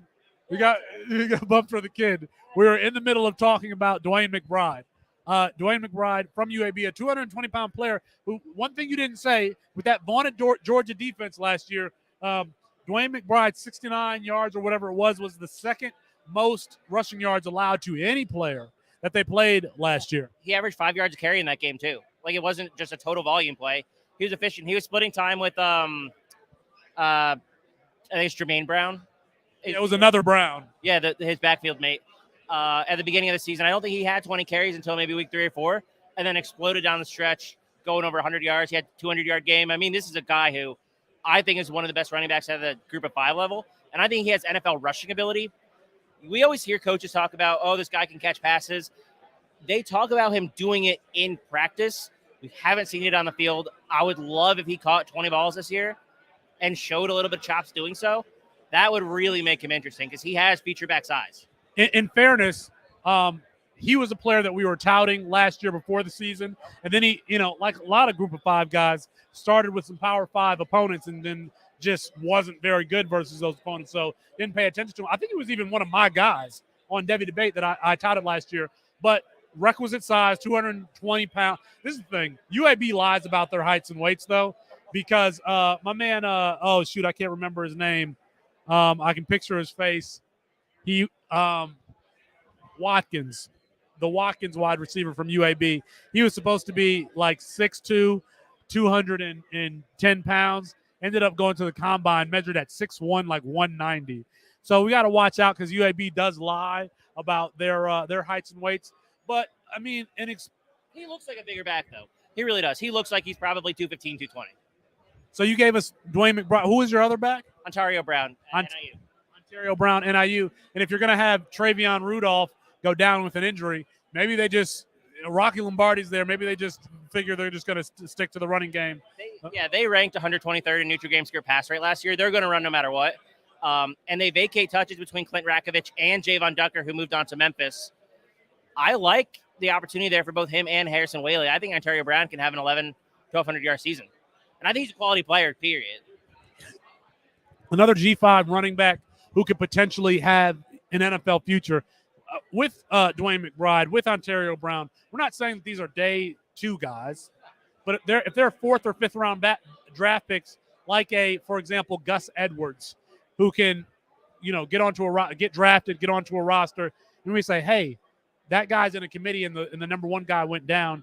You could see these are guys who could surprise and have a Khalil Herbert like rise in value when the number 1 guy goes down. Yeah, I think Dwayne McBride is an NFL player.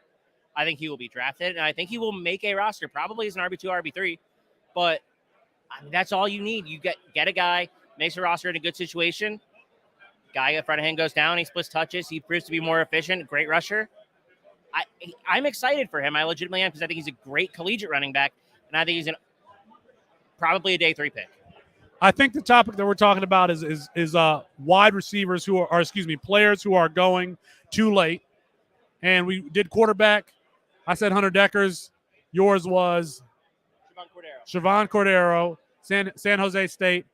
At running back, I did Dominic Richardson. Chris did Antonio Brown and Dwayne McBride.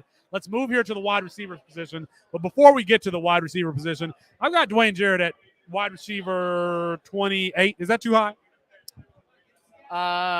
Some players around him. Nathaniel Dell at 26. Brian Thomas, the LSU wide receiver, at 27. Rakeem Jarrett at 28. Then right underneath him, 29, Miles Price, who we expect to be uber productive in that Texas Tech scheme. At 30, Stephon Cobbs, another upperclassman who we expect to be very productive at Boise State. Too high for Rakeem Jarrett, who we don't think is going to be productive this year. So I don't think so. And I actually think you can make an argument for him being higher. And I'm not a big Rakeem Jarrett fan at this point. That dude's like a legit athlete. Like, he's a very good athlete. Just made Bruce Feldman's freak list. Yeah, great athlete.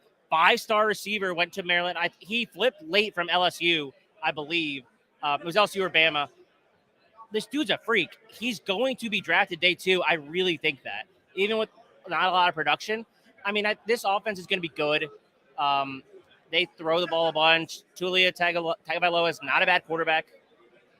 I like Rakeem Jarrett a little bit more than I think maybe our counterparts do. I think he easily deserves to be a top 30 wide receiver. I think you can make a case for him being top 20 if you want to project him into the NFL going day 2, and I think that's a fair assumption. Some players I want to make sure that I have ranked properly above Rakeem Jarrett. Isaiah Nayor, the Texas wide receiver. I would prefer Jarrett personally. Why? Wait a minute. Isaiah Nayor has been very productive at Wyoming. And through 2 seasons, Dwayne Jarrett has not been. Or Rakeem Jarrett, excuse me. Yeah, I don't know what Nayor's role is at the NFL level. Like, I don't know where he fits in. He's like a downfield field stretcher, but he doesn't really. What is Rakeem Jarrett's role at the NFL level? I don't know, but he's a great athlete. Someone's going to take a shot on him. Nayor is probably a day 3 wide receiver. Let us know in the comments, Rakeem Jarrett or Isaiah Nayor. I'll give you another one. The UTEP transfer to Arizona, Jacob Cowing, slot wide receiver, can be explosive downfield, can do the underneath stuff too. I think we have him timed at 21 miles per hour, Jacob Cowling. So, all right, so no excuses now. Athleticism might be similar for Jacob Cowling and Rakeem Jarrett. Should I have Jarrett or Cowling higher? In a C2C league, you should probably have Cowling because I think he outproduces him this year, but I don't think it's that crazy to have them close. I just believe there's a better chance that Rakeem Jarrett's going to be going day 2 just with that athleticism. I think Cowling's a good athlete. I just don't think Cowling's a great, amazing athlete. And I think Jarrett has that upper tier, like elite athleticism. I think Cowling's good. I think we have breaking news. Is that breaking news? Breaking news. The wives of Campus to Canton might be putting together a Real Housewives of Campus to Canton. Listen, this is exclusive. This is just breaking. We don't have all the details yet. But, I mean, you got to give us a like and subscribe to the YouTube video for that content. Paula Bruning, come behind the microphone and talk about this breaking news that we may have. Oh, well, I was thinking about it when you said all the wives are going to get together and do a podcast. I was like, I don't know if his wife's going to be want to do it. Chris's wife already wants to do content for us. Okay, we do content. We'd be the Real Housewives of CAMPUS2CANTON doing fantasy football and behind the scenes of how you guys react. I like it. We see the Dynasty Rewind crew over here. It looks like they have some of their wives with them. So if that is content that you would be interested in, the Real Housewives of Campus to Canton, then please let us. Matthew, did you hear this breaking news? The wives are going to do a show. Matthew said good luck with that. All right, so if that's content you would be interested in it, and subscribe to the channel, you might see it on the feed, right? Yeah, you'll see it on the feed. Okay, all right.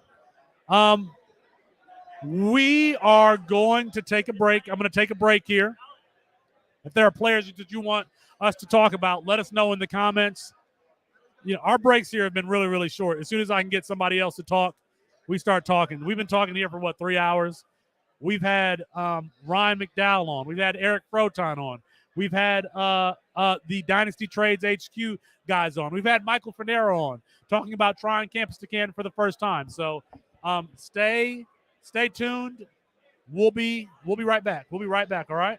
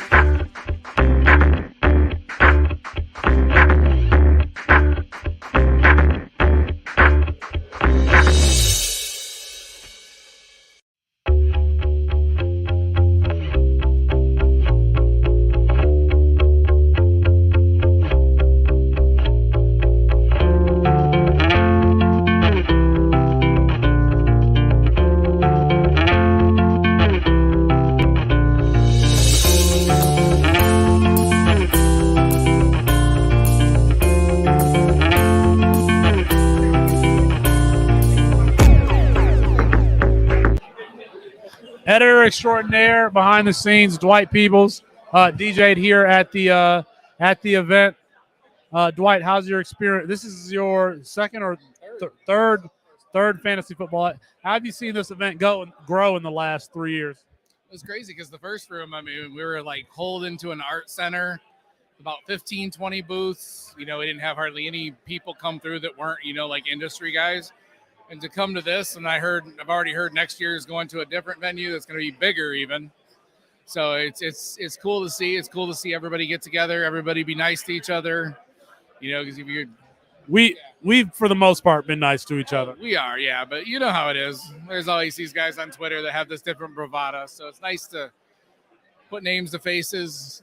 See people. Matt Bruni. Find things you haven't. We all have this in common, so it's cool. It's really cool to see. You DJ'd the event last year. You were also a witness to the massacre in Canton. That's what we're calling it, the massacre in Canton. The race. You were firsthand. Please describe what you witnessed, sir. It was pretty for a second. It got ugly quick, but yeah, I thought he kept up with you, but he lost that. Once he lost a lot, and then Matt, of course, is complaining that he wasn't even. Yeah, I could have beat him. Yeah, should have been there, Matt. Should have been there. But Austin, I mean, in 50 yards, clearly lost by 3 or 4 strides. Good. Yep. Good couple strides. Yep. What was he think? What was Austin thinking? What do you think was going through his head as he was looking at the back of my feet?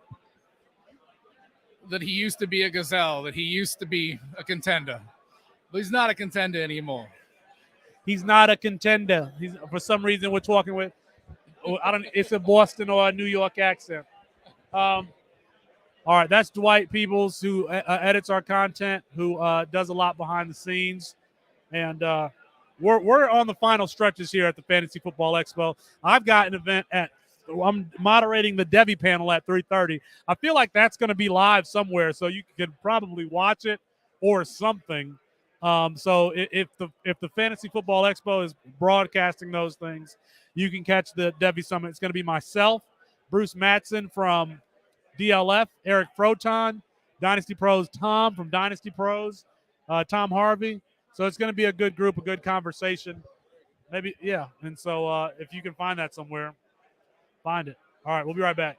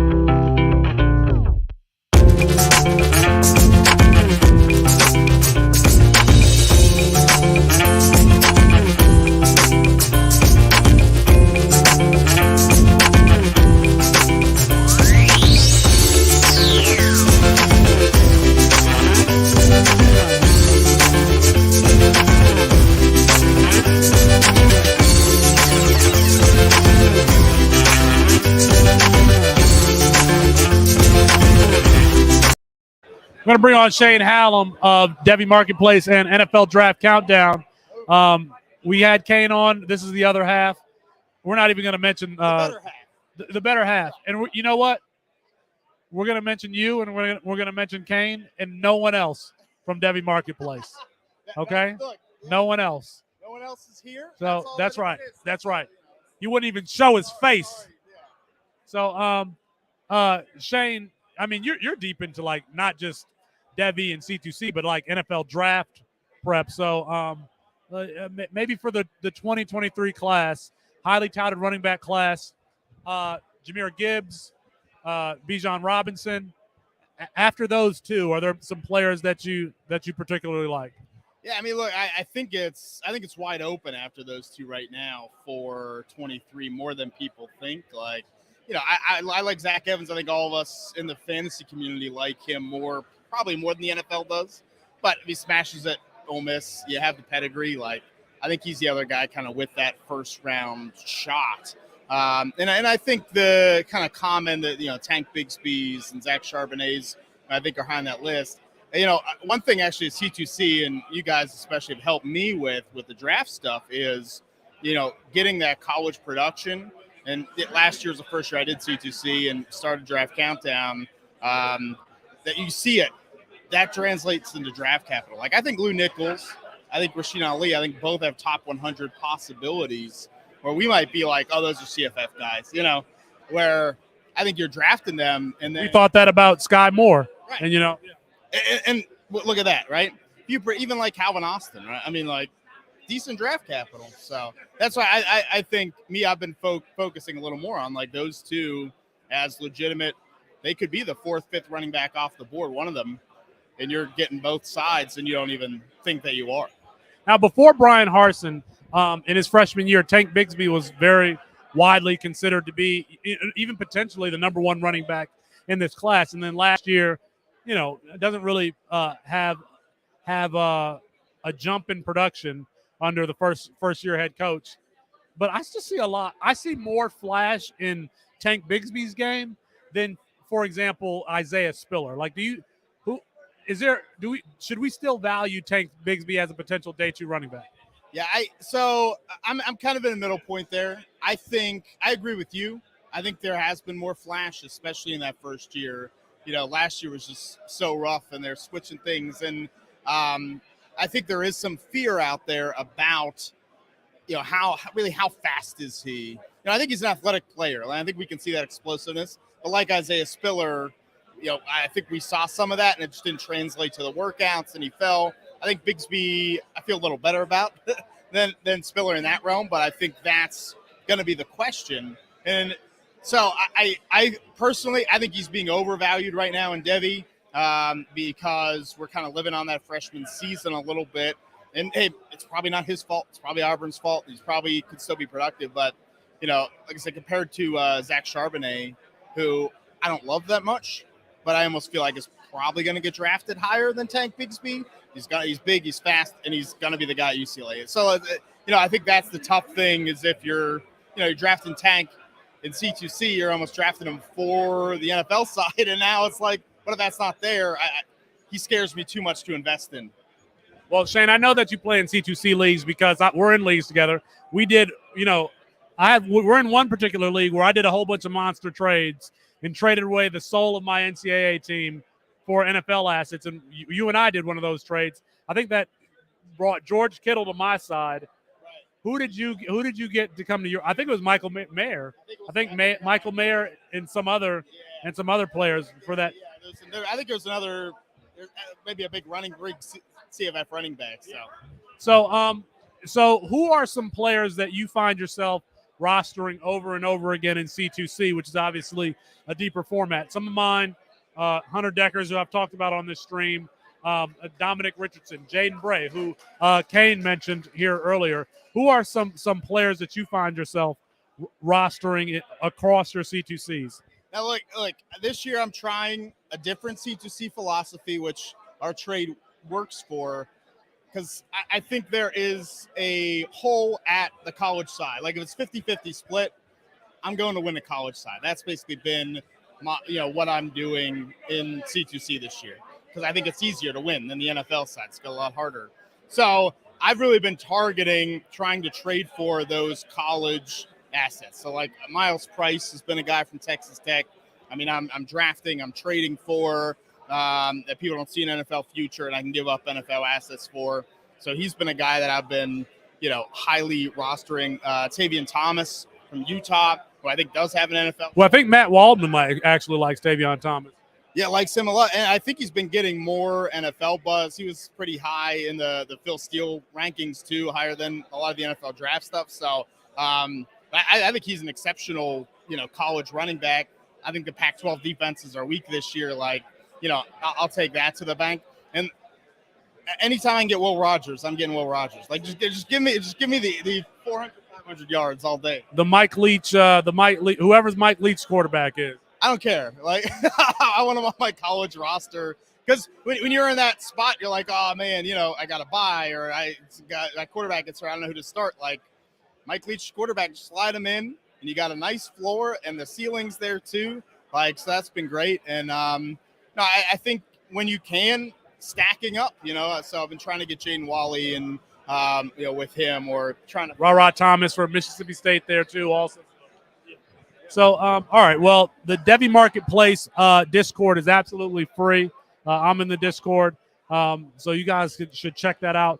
Shane Hallam, you also check out his work at NFL Draft Countdown. What's your? I know some people's Twitter handles off the top of my head, but I do not know yours. What's your Twitter? Shane P. Hallam. That's mine. So. That's very easy to remember. Shane. You gotta get the middle initial. That's the key. Shane P. Hallam on Twitter. All right, man. Appreciate you joining us. Thanks for the insight. Yeah. All right. Thanks. All right. We are probably winding down here at the Expo, at least for the live stream. You got to try this and come out here for yourself if you haven't. At least try it once. We're giving away a CJ. Let me just put this on the camera. I feel like we should have this in plastic. Nobody should actually be touching it. Signed ball from CJ Stroud. We are giving away to some folks here, to somebody at the Expo is going to get it. We've got copies of the CFF guide and the freshman supplemental draft guide. If you're a Campus to Canton subscriber, then you know about these guides already. The CFF guide, we published 3 guides this off season, over 800 pages worth of content. If you are discovering Campus to Canton for the first time, go ahead and subscribe. Subscribe as a yearly subscriber. I think it's $79.99 for the year. You get all 3 of those guides. You get all of our rankings. You get access to the NIL Discord. We're very active in our Discord. I mean, you get all the tools that where you can compare players all the way back from 2008 up until freshmen in college now. So if you want to compare Devontae Adams to Xavier Worthy and see where they plot against each other as far as receiving yards per team pass attempt, you can do that. So support what it is that we're doing. Hit that subscribe button on YouTube. Like this video. Follow us on Apple Podcasts. I think that I'm not, puffing when I say this, but we've got content every single day for you. And not just in the season. I mean, in the season, we're going to have, multiple shows every single day. But even during the off season, Monday through Friday, YouTube content, audio content, video content. The Discord is active. We're approaching this like we are trying to, expand the format. Not just C2C, but Nick. Not just C2C, but also CFF, Debbie. We're trying to expand the college fantasy game. Come here, sir, Mr. CFB Winning Edge. If you haven't caught CFB Winning Edge, the podcast, you need to. This man does not promote himself enough. You can find him on Twitter at CFB Winning Edge. Also, they're doing all breakdowns of all 131 FBS teams. That's 31 because James Madison that just was added, and even Antoine Wells, who transferred from James Madison to South Carolina, is a player that a lot of people like. I'm going to give you a second to think about this.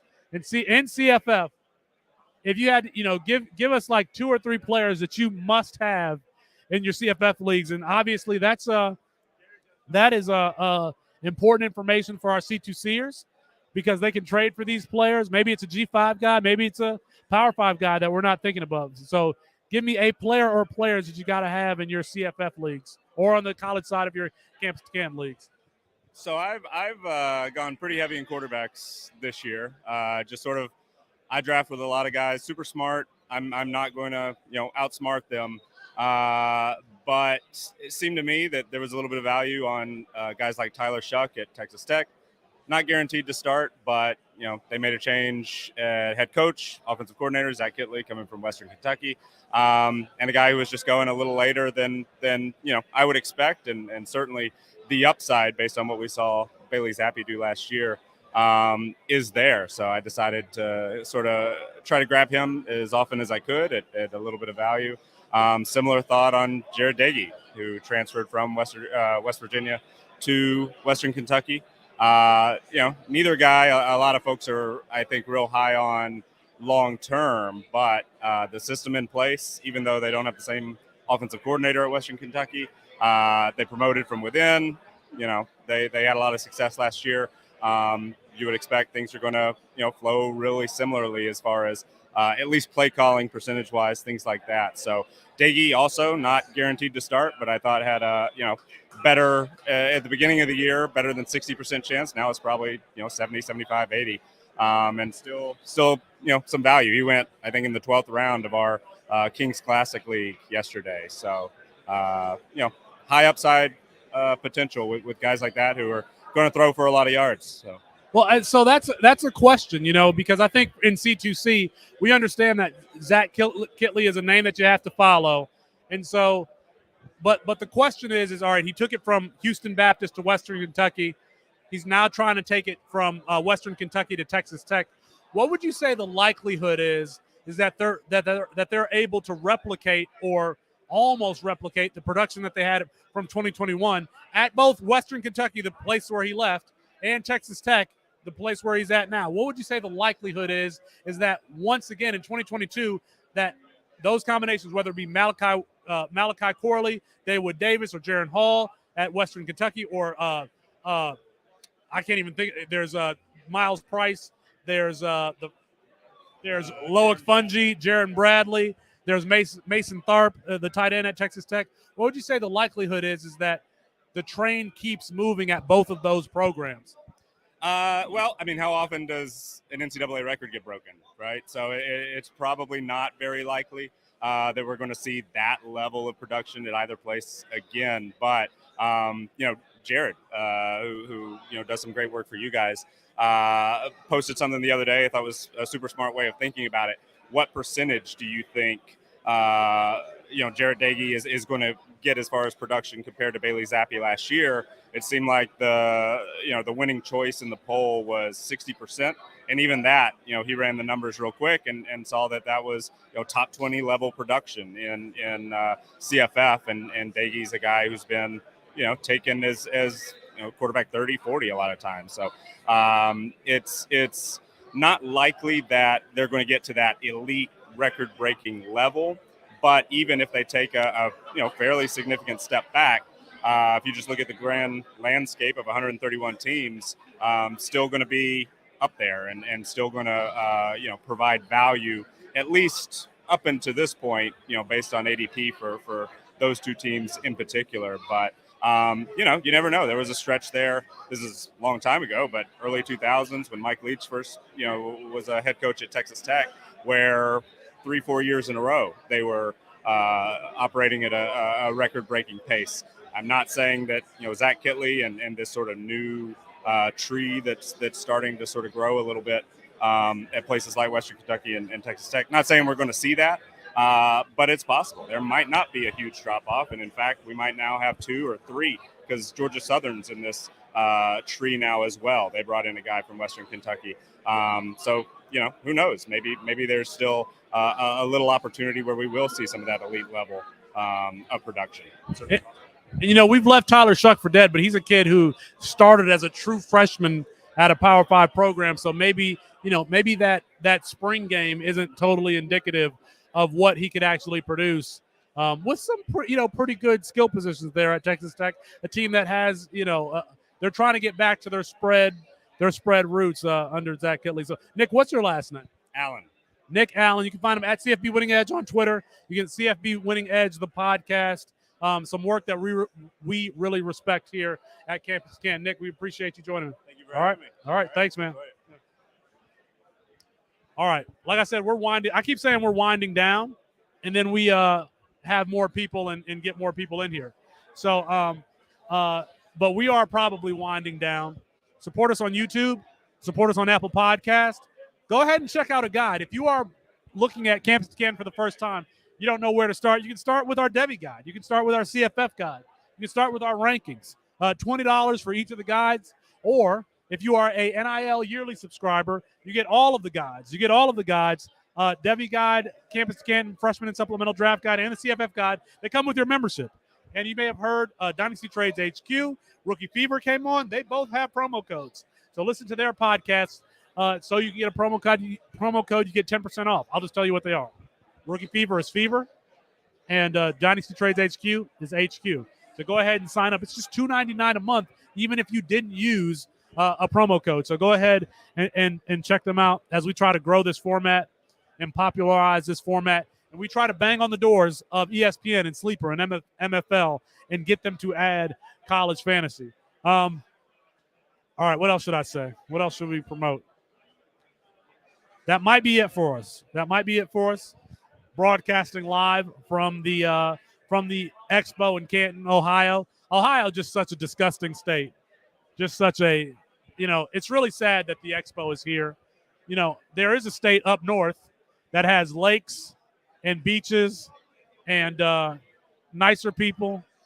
And we need to talk to Bob Lung and have the Expo in that state instead of this one that shouldn't even be part of the union, if you ask me.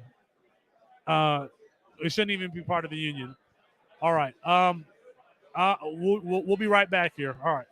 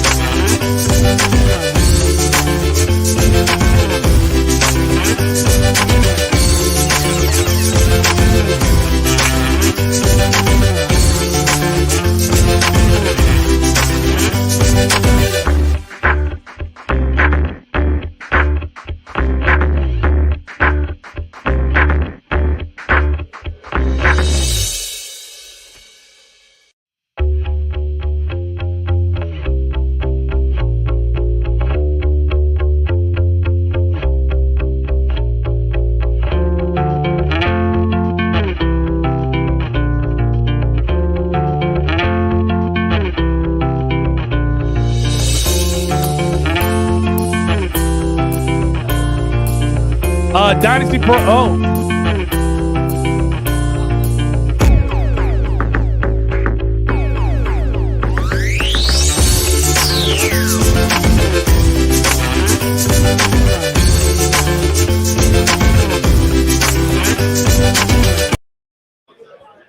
Dynasty Pros Tom Harvey on Twitter. He mentioned he wanted to jump on the live stream.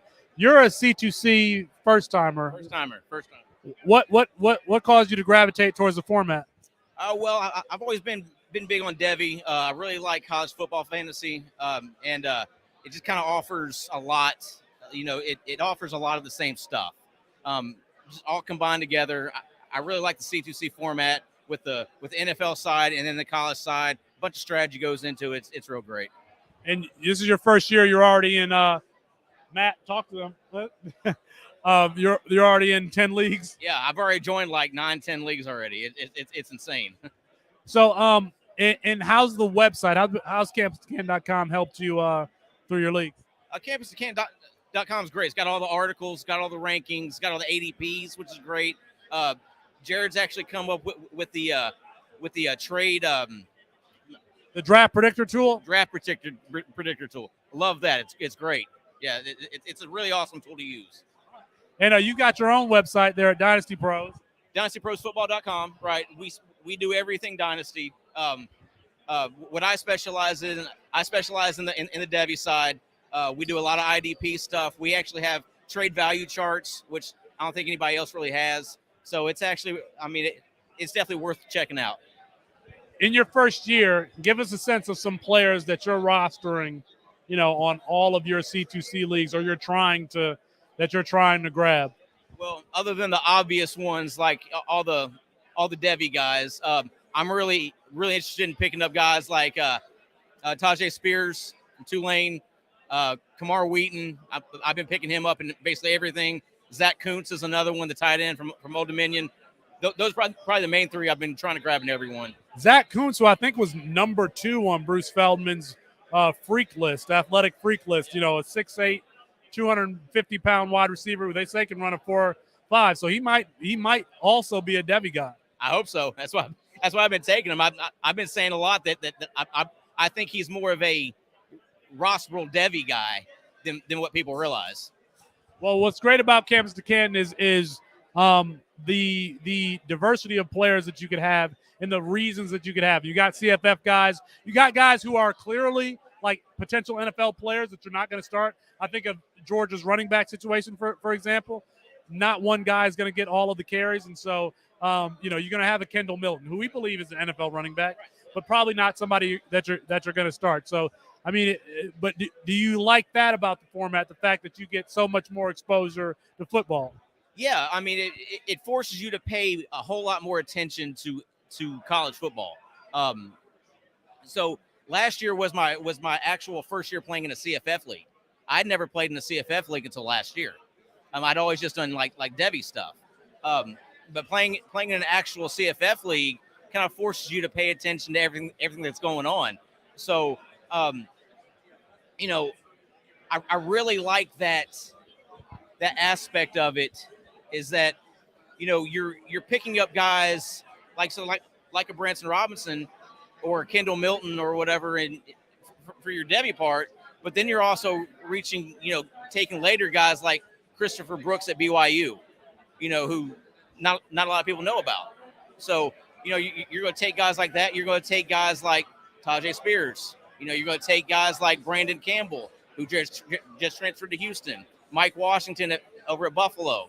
It just gives you're dropping some names that nobody has mentioned on here. Tajay Spears at Tulane. Michael Pratt might have the strongest arm in all of college football. A little erratic, but I don't know if you remember that game against Oklahoma last year where Tulane gave them a scare early. In that game. Yeah, very early on. And I just think that, having Michael Pratt starting in that game, or maybe Tajay Spears, you have more action, more invested in the college game now. Absolutely. And there's still dynasty fantasy football. Yeah. Well, it is still dynasty football because you still have your NFL side. So those guys who you have on your college team are going to move on to your NFL side as long as you got the right college guys. So it's still dynasty. For those who think that they can actually evaluate talent, CAMPUS2CANTON is for you. Tom Harvey, Dynasty Pros. Tom, Dynasty Pros. Check out the website. Thank you for joining me, man. Appreciate you. All right, appreciate you. All right, that is officially going to be Jared Wackerly, Mike, Garrett Price, the Dynasty Nerds crew here behind us. Those are our last guests on the CAMPUS2CANTON Live live stream. We've been going. This says 4 hours. We've been talking for 4 hours. I'm wearing a diaper, and I need to go change it. Wait, Austin, Austin's coming over here. You go change your diapers? I told Barnabas that he should interview me, and he got scared away. Do you have any questions for me? Well, I asked you a question last time I was here. I asked you about quarterback. Any quarterbacks you like besides Hunter Deckers? And you threw it right back at me. Some good questions for Felix. How old were you when you started playing fantasy football? That's a good question. So I remember the first draft pick that I made in a fantasy draft was taking Willis McGahee over Brian Westbrook, Eagles Brian Westbrook, and was laughed at. ESPN had all the free leagues, and so I remember one summer just being bored, and I'm like, I'm just going to do a whole bunch of drafts. Never paid attention to the teams during the season. But so, whatever year that was, that's probably 2004, 2003, somewhere around there. So you were like 30 at the time.